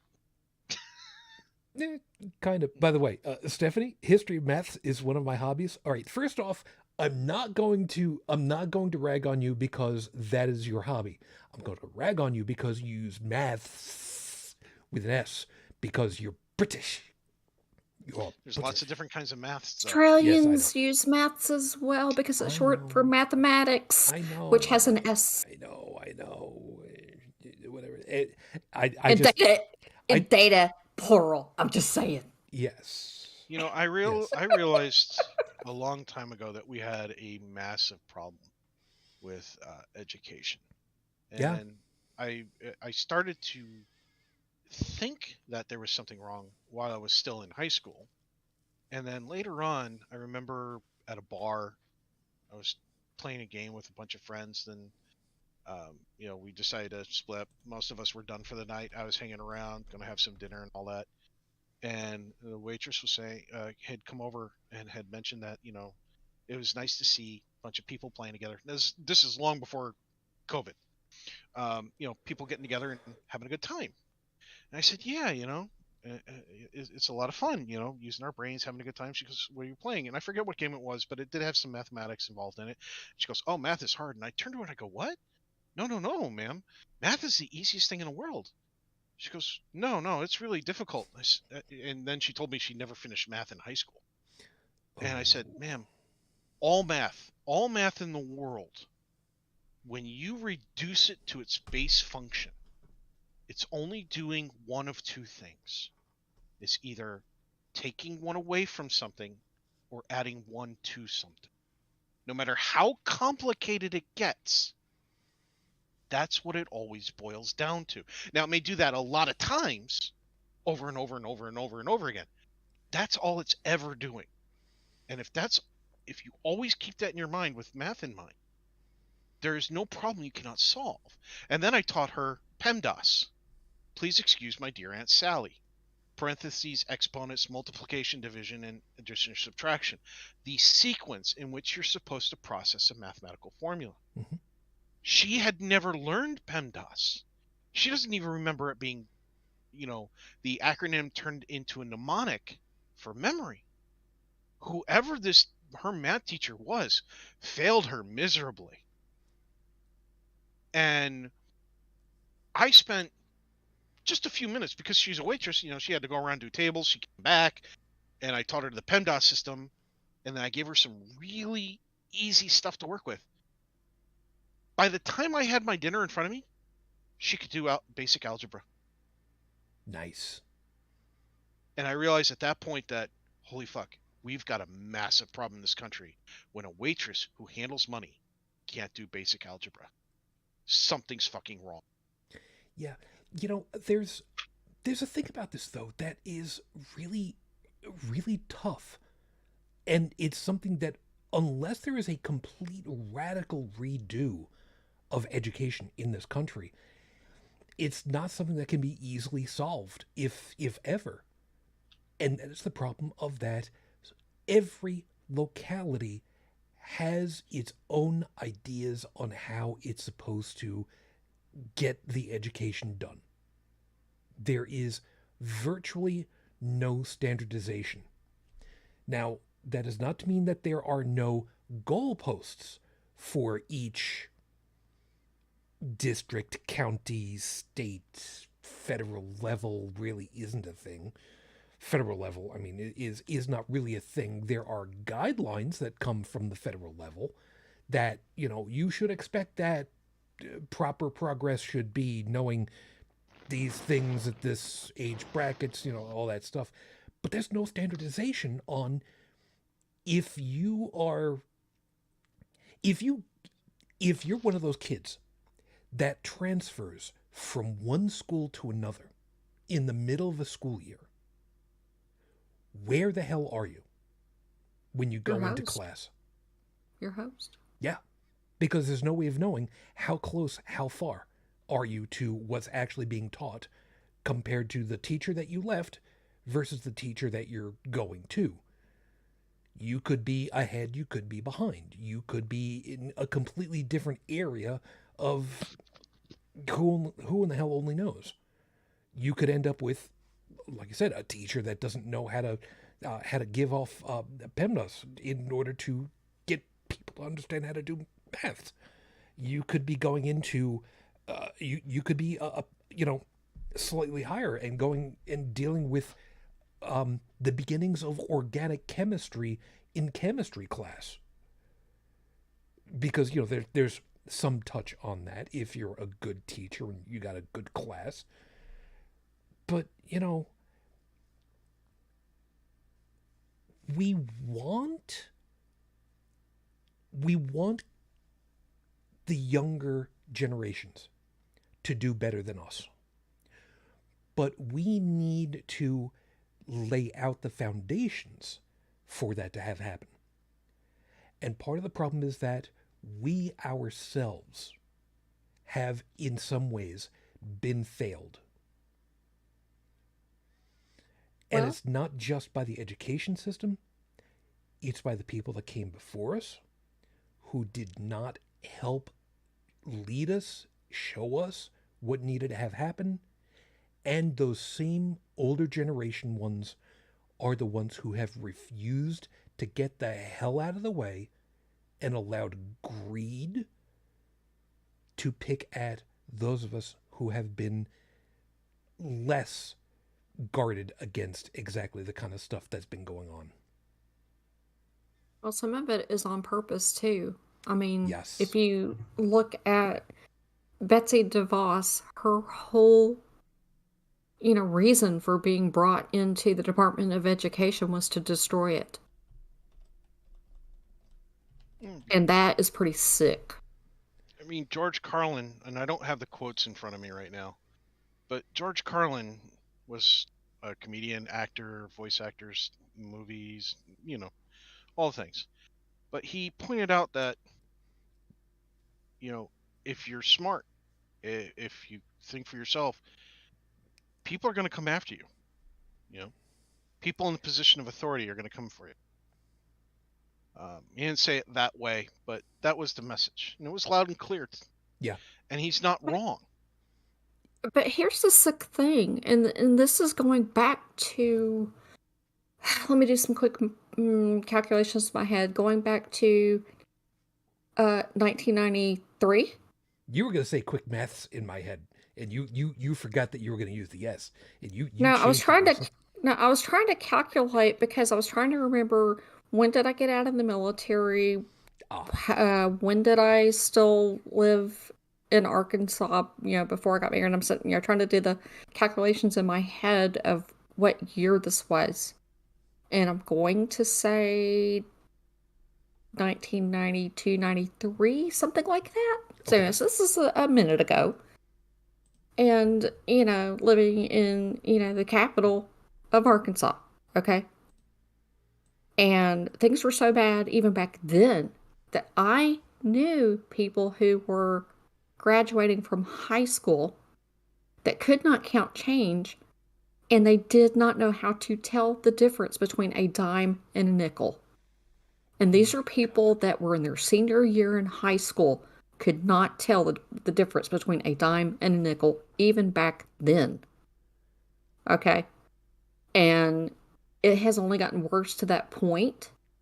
When we still lived there, there was a power outage one time, and my husband was getting some, takeout from KFC or something, getting some chicken, and the power went out in the middle of a transaction. And so the person said, I don't know how much money I owe you. Just take out of the drawer what you think I owe you. And I am Oof. not kidding. That is frightening. Um, when I was working at the drugstore, Well, we reminding lost you, power times when I was working at retail, but we knew how to, you know, figure out the sales tax in our head and look at the price of a book, calculate the sales tax, take the 20 or whatever it was, and count them back their money. God. So I worked food service Confuses the for hell many out of people. years. I, You I, hand I, them, I, you hand I them exact change, yeah. and they don't know what to do. I worked food service for a lot of years, and at one place that I worked at, the computer systems went down. Okay. hmm, Now I worked in Virginia, so tax on the food at the time was 7 cents on the total dollar, if I remember correctly. And so if you spend $1, it was 7 cents. Uh, so people would come in. We couldn't. The manager refused to close the store. They gave us a calculator to work with, and we had to manually calculate tax and all that through the calculator and all that. So people came in. One of us took an order. Another did the math. Now it was just me and one young lady working the front. She's like, "Can you work the math? I'm not good at math." I said, "Sure, no problem." So they came in, they ordered something off the top of my head. I remembered what that was after tax because it was just a regular item off the menu. And after they said their order, I asked for the money, and she's like, "You didn't calculate it. How do you know what it is?" I said, "Well, you know, first off, I just happen to know that that particular menu item is $3.10 after tax." It was just, and she's like, "How do you remember that?" And I was like, the same way that I can't remember other things, I can remember that. Besides, at such and such amount with 7 cents on the dollar, it's dollar, so it's 3 cents. She's like, "Are you should you check?" And I was like, "Hold on," and I did it, and I printed out the little receipt, and I said, "See, 310." And she goes, "You're really good at math." Yeah, And but well, like you go to a explode. grocery store now, and they're like they give you a total, and then you hand out, some bills, and then you're like, oh, wait a minute, I've got, 28 cents or whatever it is here now to put on it, and they freeze. And you're yeah, like, you're supposed to give me $1.10 back. And they're like, oh. and they don't know what to do with that. Yeah, I mean, let's be fair about it though. I know from having worked in a bank, it is all too easy to do the cash back change scam by Oh doing yeah, that. yeah, yeah. So keeping that in mind for a couple of seconds. When I was working at the drugstore, the register that we had was an old mechanical one, had a Hmm. crank on the side for when the power would go out, reminding you I was on Long Island. Every once in a while, hurricane would come through, there would be no power. So I'd have to Yeah. go into the basement to get the goddamn. Why we didn't keep the crank like in a drawer right near the damn thing, I don't know. But we had it in the fucking basement one time. Anyway, the worst part of it was there was an AM radio down there that picked up a local radio station because it could, and it was a classic rock station. So every once in a while, I'd turn it on while I was down there, and they'd be playing like some creepy Beatles, "Lucy in the Sky with Diamonds," or "Come Together," and it would just creep me the hell out. Anyway, I was taught. I was taught when you've got the amount that's been given to you, how much is it? Count up with the change up to the next dollar, and then you are now working with just dollars. Yeah. And then you give the customer the change first. Once they've got that pocketed and checked, then you give them the dollars so that they can double check. Then they put that away, and then your transaction is complete. I'm saying this because even though most of us don't use cash as much as we used to, because cards make it a lot easier. Hmm. Oh my God, the times when I am just simply given a folded boat of bills with my change in the middle so that I have to dump it into my hand, look it over, make sure that's right, and then count my money, and then make sure everything's right, and then pocket everything around. And everybody is looking at me like, what's taking so fucking long, man? Move it along. I mean, come on. We got things to do. Yeah. That this Uh, was what floored me though when she just opened her door and said, "Take back what you think I owe you." yeah, that's yeah. Yeah, That's scary. I don't get that. Did you just put a One wall thing. of text over there? Is that what you did? Well, I was doing some Carlin quotes that were reinforcing, but then I found the big one that I was referencing earlier, and here's the quote. And this is George Carlin. He did this as a stand-up at one point as part of a whole segment, and I remember hearing it for the first time, and it really made me think. And the quote begins with, "Forget the politicians. The politicians are put there to give you the idea you have freedom of choice. You don't. You have no choice. You have owners. They own you. They own everything. They own all the important land. They own and control the corporations that have long since bought and paid for the Senate, the Congress, the state houses, the city hall. They got the judges in their back pocket. They own all the big media companies, so they control just about all of the news and the information you get here. They got you by the balls. They spend billions of dollars every year lobbying to get what they want. Well, we know what they want. They want more for themselves and less for everybody else. But I'll tell you what they don't want. They don't want a population of citizens capable of critical thinking. They don't want well informed, well educated people capable of critical thinking. They're not interested in that. That doesn't help them. And he's not wrong. Rest in peace, Carlin. You know, all the things that you said were funny, heartwarming, whatever. You were not wrong about that. There are a lot of politicians, maybe not all of them, but a significant portion of them that don't want a well educated public because it hurts their stance. It removes it's a threat to the control that they have over others. And the same goes for corporations. And like I said earlier, any kind of entity that wants control. This is where you get fealty without consent Mm-hmm.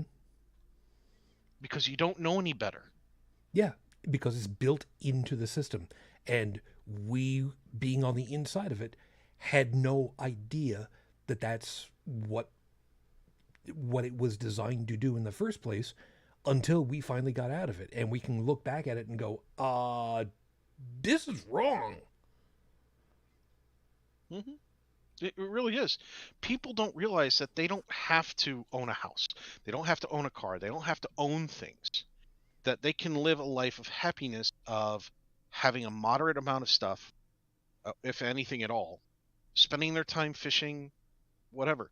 But there are so many controls out there to try to stop you from having that, to encourage you to buy the big house, to encourage you to buy the big car, to encourage you to buy the brand new cell phone every 6 months now instead of every year, to encourage you to continue going into debt. Okay. And you become a slave to your debt. Well, who owns the debt? Who owns those notes? You start to see the people in control. And this is something that my government teacher actually did teach us, which was surprising because it wasn't in the books. We're getting close to the top of the hour, which means that we got to see about rolling things up over here. I will review that video later. I'll see about either adding it to the notes. I will say this about Lawrence O'Donnell, but yeah, he is good about reporting what the heck is going on when it comes to. Yeah, I mean, this was just such. I had to put it in the chat, but it was such a profound, well done clip explaining, the current complications of, why we are where we are and why we're kind of hamstrung at the moment. But it was just a really good segment, and I had to watch it several times. I was just like, oh wow. I mean, I understand why our government isn't putting our troops on the ground over there, because they're trying to, and they're hoping to stave off another world war. Right, but the thing is, I think Putin's going to take us kicking and screaming, like we like it, or whether we like it or not. Oh yeah, we know. Like you were going to say, there are some people who are like, I'm heading over now.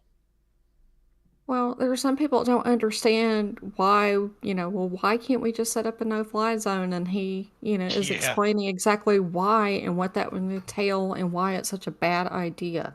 Because people just think it's just something you can put in, and they're like, no, you don't understand the details of how this works. Yeah. And that's a problem. It is a problem, because back during 9/11, the news explained to us America is completely a no-fly zone. And what that means is, all the news channels explained it, meaning that if a plane flew overhead and it wasn't previously received prior authorization before it flew from the government that it could fly, then we were going to have some wonderful aerodynamically sound boom booms make their introductions. It's like, hey, what are you doing up here? Oh, I'm just flying by. Well, you're not supposed to be here. Bye-bye. Boom. Well, they just don't understand how you set one up and what is involved in setting one up and then what it takes to enforce it. It's not like some plexiglass thing that you can just slap down. People don't think. Yeah, and there's another piece too. For those of you, I know the vast majority of the folks that would be paying attention to us would not be doing this, but for those that would be thinking, there is a convoy from Russia just waiting to move forward. It's a nice big line of stationary vehicles. Why can't we just have a couple of A-10s come over there and just burnt everything, and all's done, nice and simple, and nice, everything's done. You goddamned warmonger, you. Yes, I'm going to use that terminology because A, they're still on their side of the border.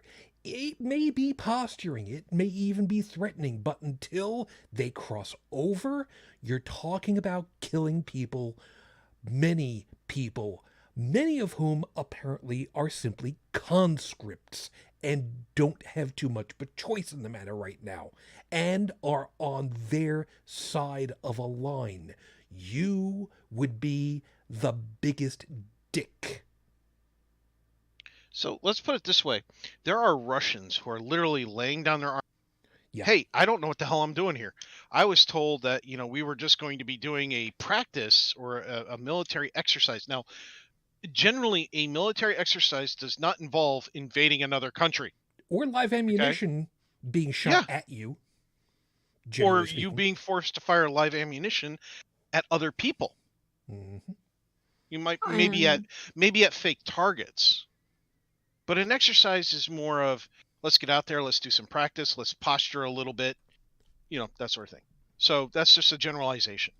and But people are giving Stone Kettle, Jim Wright, a bunch of shit on Twitter because he does not mince words. He is, a military veteran. He was in Intel. He knows a thing or three or five. And three, sir. people are just all over him, which he doesn't care. He's like, I interact with 500,000 people a day, and you're going out the airlock because I don't have time for you. And he does say that. He's like, out the airlock. It's fine. But people are mad at him because he's like, there are no good answers here. This is a bad situation. There were things leading up from 70s to current, Yeah. and there are no good answers. And then people are like, oh, you're such a pessimist. Well, what would you do, genius? And he's like, if I knew what to do, I would tell you, but I don't know. And somebody's like, well, we ought to do so and so. And then he's like, well, why don't you let the CIA know that and let them be on it? I mean, And people telling people. him, well, you don't know anything. And he's like, I know some, yeah, I know some stuff where if I told you, I would be getting a knock on the door and, out the airlock you go. Here's the fun part. People don't realize that they actually can send letters and emails and all this other shit to the various entities. They can send information to the FBI. They can send recommendations to the FBI, the CIA. They can send it to the Department of Defense. They're if you think you have a really good idea that you don't think that they thought of, send them the information. Detail it, make it organized, make it non-emotional. Okay, take the emotion out of the language, make it critical. Okay, and clear and concise. Something that I'm not always good at, as we know on this show. But Me the neither. reason being is because I've heard this before, and this to me is fallacious thinking. Well, they have people who think of these things. Yeah, but guess what? Not everybody thinks the same way. And it doesn't matter if you have a think tank with, 200 really good idea people in there. Those 200 people may not have thought of the idea you thought of. Okay? So don't be afraid to submit that stuff. All right? It's one thing to say, oh, they should just contact the aliens that are flying overhead and they should beam down and just, abduct Putin. Really? Well, Stone Kettle's whole point is all these people that are coming up with these bright ideas on his thread and he's shooting them down because they're not realistic. They're getting upset about it. But he's right. And that's the other part of the problem. If you're going to come up with this idea that you think is this bright idea, the realistic side of this bright idea has to remain before you submit it to anybody that I might be wrong, I might be turned away, I might even be called a crackpot. But if I submit it, I do so knowing that this may happen, and I have to have a little bit of a thick skin about that. Because there are going to be people who just won't listen. And, your idea might be a great idea and it may get turned down because somebody just doesn't want to listen. But it also might be a real crackpot of an idea. So, Well, he gets a lot of crackpot ideas and also his language. And he's like, I never said that I was cuddly and fluffy and just no. yeah. So it's just one of those things of, hey guys, don't be afraid to submit your ideas. But realize that the answer might be no. The answer might simply be thank you for your input. And that may be the last you hear of it. Yeah. Heck, they may have even thought of it. But as an American, a lot of people talk about how they're red-blooded Americans, and they do everything for their country. Okay, well, submit your ideas. Even if they get ignored, submit them anyway. All right? Yep. Stephanie, we do have to wrap up over here, but really quickly, Stephanie, I see videos of Russian POWs who say they thought they were on exercise until they reached the border.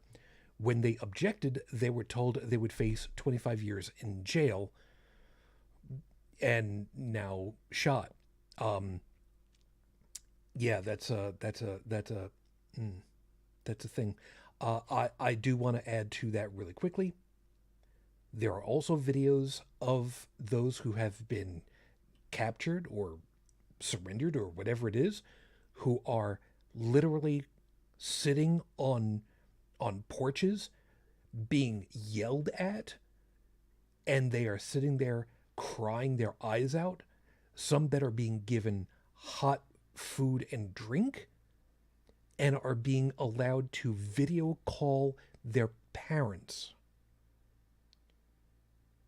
Now, there was one video where they had when they had captured a bunch of Russians who had no idea why they were there invading the Ukraine.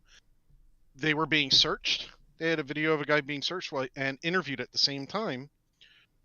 They gave him a cigarette because he asked for one. Yeah. They gave him a cigarette. They lit it for him. Dude, yeah. It's amazing. And when the Russians brought in a couple trucks with food to try to help them out, they all told the Russians to essentially go get stuffed. Like, we're not taking handouts from you. You're causing all this. Why would we accept anything from you at this point except surrender? Yeah. We need to close up. Was there anything left over for either of you for the moment? I don't think so. Just it's been an interesting week. And if I could quit living through historical moments, that would be great. Yeah, I'm with you on that. Yeah, I get it.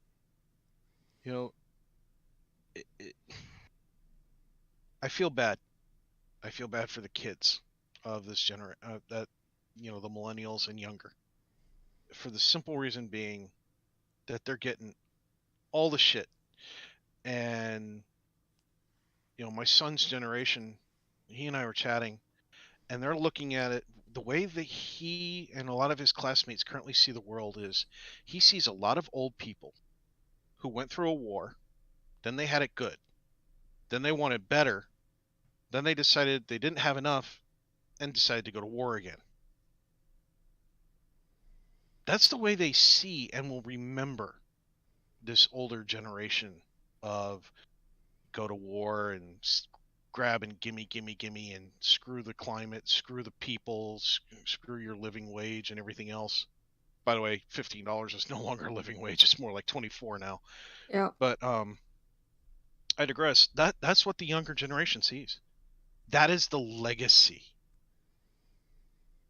that the world has left right now for the young generations. So they're going to be the ones writing the history books. The older people, they have a chance to turn this around, a chance to turn this world around pretty damn quick. It's not like we don't have the technology. It's not like we don't have enough resources. It's not like we don't have the money.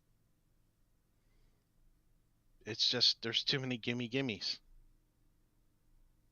Yeah. And not enough, hey, let me hand you a cigarette. Here's a sandwich. Here's a phone video call to your loved ones. The things that we're seeing coming out of the Ukraine. That kind of humanitarianism. Any nothing left over for you at this point then, Bridge? I don't think so. Okay. I'll consider mine a closeout. Who you want to tell F you this week? Well, oh no, my God, that's such a huge list. We'll get to that, and we'll get to it in a minute. Because I got since I'm doing shameless plugs for people anyway. On Twitter there's Angry Staffer. Mm-hmm. He's really good. He's always excellent. If you want some of the same brilliance but more snark and in your face. You know, you can follow Stone Kettle on Twitter. And there's also a couple of lists going around of like really good, reliable sources to follow on Twitter if you want to keep up with, you know, either COVID, which, you know, it's getting better now, which is good, but I'm still keeping an eye on what people in the UK and other researchers are finding in case something else pops up. Oh yeah. Uh, you know, and also, you know, a list that Angry Staffer put together, people to follow regarding our current situation. But just be warned that there is a lot of disinfo out there. Um, you know, some of it is misinformation, some of it is disinformation, and there is a difference between the two. And we have both. And, you know, it's on all sides. So, you know, fog of war and all that stuff, whatever you happen to be hearing, you know, it may be hard to get verification on it. And you may have to just sit on it. And, you know, there was one account that I follow, Duty to Warn, that had retweeted something that, um, what's his name? Is it Alexander Vindman? The, the, the guy who was demoted that had testified in the first impeachment hearings, like, you know, I think so. about Ukraine. I know his last name is Vindman. Yeah. He had even retweeted something, and he's a pretty decent source. Can't spell worth a darn, but you know, nobody's perfect. But he had even retweeted something that it looked like it was reliable, and Duty to Warn had shared it, and then they went back and deleted the tweet and said, you know, well, we have conflicting reports from quote unquote reliable sources, and so for now, we're just having to delete out of abundance of caution because we just don't know. And there's going to be a lot about this that we just don't know. And it's hard to know what to believe if you have, like, you know, AP reporting one thing and Reuters, you know, reporting something else. And then you've got, you know, the US media that's reporting something and it all conflicts. You know, there just may not be a good source at the moment. And we're going to have to be okay with that. And it's really hard to be okay. Especially with Russians shooting at journalists right now. Well, yeah, there's a lot going on over there right now that it's just the fog of war, and it's going to be hard to get verification. And then it doesn't help that you have, you know, people on the far left and the far right that have both been co-opted. And there's a huge disinfo campaign being fought here against us and the UK and Australia and Western democracies in general. So just be very, very, very careful. And if you happen to repeat something that is later not, you know, founded, then, you know, try to go back and delete whatever you posted or shared. Um, you know, Heck, even better, misinformation. Yeah. even better, point out why you're doing it. Well, I mean, yeah, say why you're deleting it or whatever, but it's just there, you know, there is a difference between misinformation and disinformation. There's a lot of misinformation out there. It can be harmful. People don't mean to spread it. It's not malicious, but the disinformation is definitely malicious, and that is intentional. And we have a shit ton of that going on. And some of it's from our, you know, government people, people on the far left. Um, yeah, just be really careful. I can't even tell what's real anymore, and that's hard. That's scary. Yeah, the best that we can do is just hang back, slow down, take a breath. It's not our job to be journalists because we're not. It's our job to be aware. I think is probably the best way to put it. You know, this isn't where I was going to close with, but I'll close with it just to follow that. We're lucky enough that we realize, granted, it's years after the fact, that some of the education that we got failed us for where we are now. But other parts of it have served us well. We are recognizing the shortcomings. We are doing what we can in order to get around that. And we are trying to help others to not fall into the same pit. That's good. Remember what I said about a car? You set it on its way, so long as the wheels are off of that 90 degrees by just a little bit.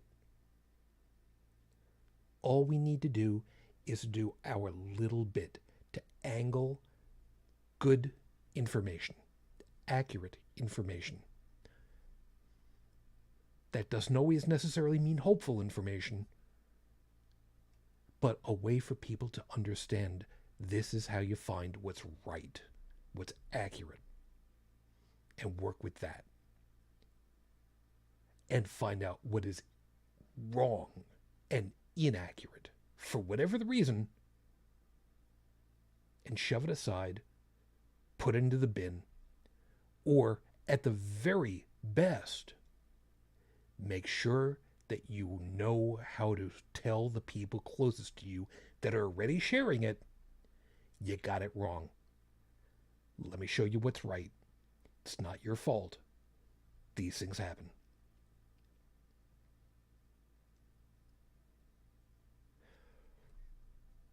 There's a lot going on.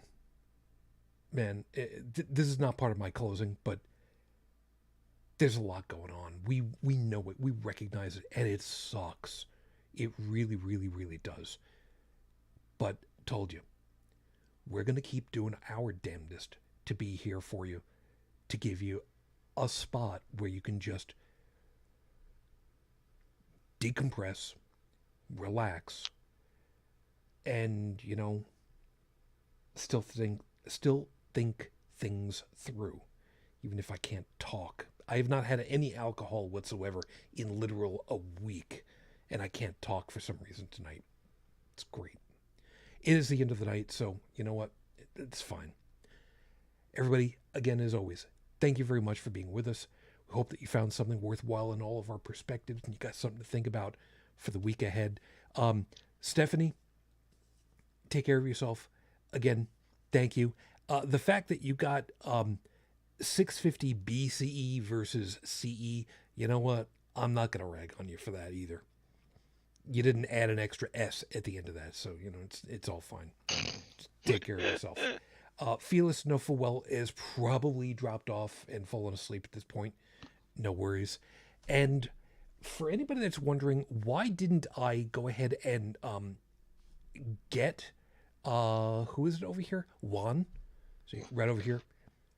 I did not because oh, you are there, hon. Hi. I did not do anything with that listing over there because I wanted to see what was going to happen. The fact that nothing happened, okay, I'll take that. Wait, what? There was somebody in the chat, where is it? Juan Olderman. Yeah, they posted a porn link. I reported them for pornography. Oh? Yeah. I didn't even see that. Why? That's because the link isn't taking a standard URL format that you're familiar with. They put space. So there's the it's like vum.today, voh.today, voh. Whatever, and you put spaces and such so that the AI system within YouTube's chat system doesn't catch it. It's going around. It's currently a current problem with chat. Okay, because the chat that I have, all I see for them is, you know what? We'll talk about it off the air because that's a piece of housekeeping. We'll deal with that afterwards. Anyway, yeah, Tech, off the air because it's housekeeping. Thank you. Glad you're able to make it. You have a good. Well, I was going to say you have a good morning, but it's good luck with the weather, I suppose. Maybe. Yeah, you have a good one too. I'm gonna try. Yeah, I'm dropping links in here for like the host if they want to post links to the show notes of these people for Facebook or whatever, then I've only got so much space I can do with this stuff. Whatever. Let's see what I can do with. Brigid, normally I would ask you who you would like to send a big ol' FU to. I'm gonna give you. I'm gonna let you go ahead and do your thing, but I gotta tell you all first off, I am personally sending, for us collectively, a giant fuck you, you motherfucker, to Mr. Cruz. And if anybody is wondering why, Mr. Cruz, I'll tell you why. Because this dumbass, who apparently has something to do with security groups in Congress, Senate, whatever the hell it is over there, he was said, hey, don't go ahead and don't share any pictures of oh, you mean Marco Rubio? Oh, I'm sorry, I got the wrong Marco one. Rubio and Steve Daines, both of them. I got the wrong one then. But Cruz still deserves a big fuck you too. Yeah, he does, because last I remember he didn't really do anything about the Texas power grid, so whatever. So you're right. I had to correct you. I'm sorry. I apologize, Mr. Cruz. You deserve a big ol' fuck you, but not for that one. Rubio. Yeah. Zelensky was on a video call, and people were told, don't share pictures so that they can't figure out where he is. And the dumbass went ahead and shared pictures of. On the bright side, however, there is somebody that did a fake out with the still and had Mr. Zelensky saying that he was going to be spending the weekend at Rubio's house for the weekend, and if anybody wanted to find him, they'd probably find him over there for the whole weekend. And that was a wonderful. So nice. Whoever did that, thank you. That was really cool. They win the internet for the day. For the day, yeah. So who did you want to go ahead and specifically get? Because Lord knows there's no lack of targets this week. I'm going to have to choose one. I mean, besides all of the backpedaling GOP QAnon nut jobs that are trying to figure out how they're going to navigate this whole situation now. And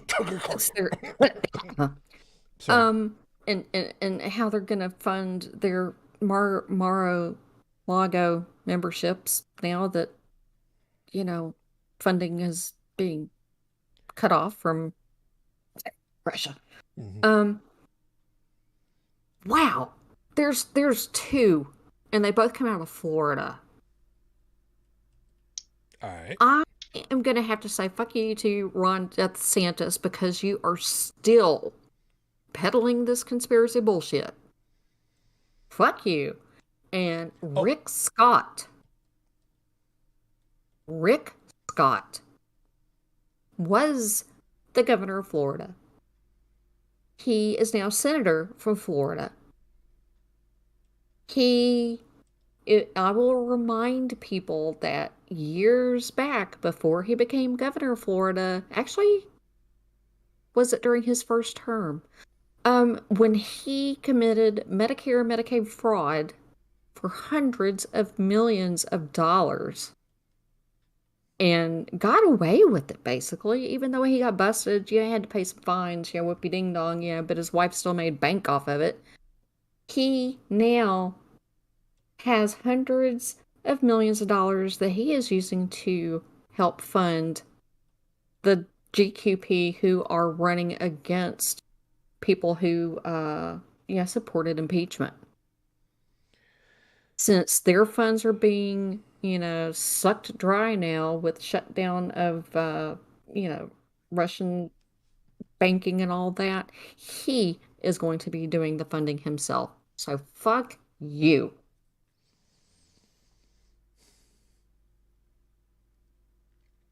I think it's also fair for us to collectively say, Mr. Putin, fuck off.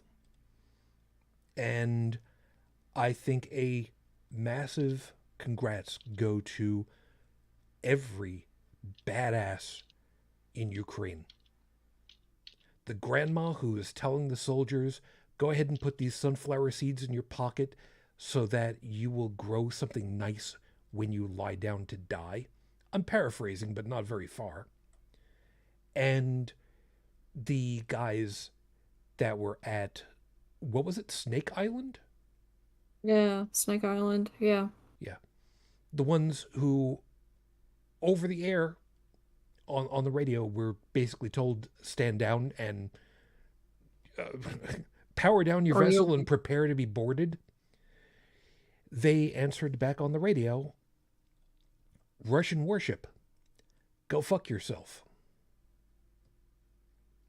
And President Z. My hat's off to you. Because, damn. What was his job before he was president? He was an actor and a comedian. Yeah. But he has stepped up like no one I have ever seen in my life. Yeah. That is a leader. He was not much of a politician from what I understand from before, and his popularity was not very high in the country, but he is a patriot. Leaders are not born. They are not trained. They are forged. This man, if he survives, and I do not say that lightly, this man deserves such a place on the world stage. And every one of his countrymen, from the ones who have been in the military for years to the 18-year-old skids who put down their skateboards, strapped on their skate pads, and decided, yeah, I'm staying. We just hope for your safety. We really just hope for your safety. I've got a lot that I could end up talking through and starting a whole new rant, and right now is not a good time for it and not a good place for it, so we're just going to go ahead and call it a night. If you'd like to be in touch with us, all of our contact info is over at the website, holycrapthevlogcast.com, including the audio podcast, so you can listen in for that for however extra long we end up going. I'm sorry for that. Phone number, if you'd like to be in contact, of course, is 859-HCTV-554, 859-4288-554. We will see you soon. Please, please stay safe, stay healthy, and yes, 39 years old does look good on me. Thank you very much. Mm-hmm. But till next time, I wish you all the peace I no longer have. I wish you the strength that I've learned. I wish you well, my lady. It's a lot of years, but I am still in love. Matane Fujin, I love you. I miss you. Dream of me. Till the next time we're together, everyone. As always, good night.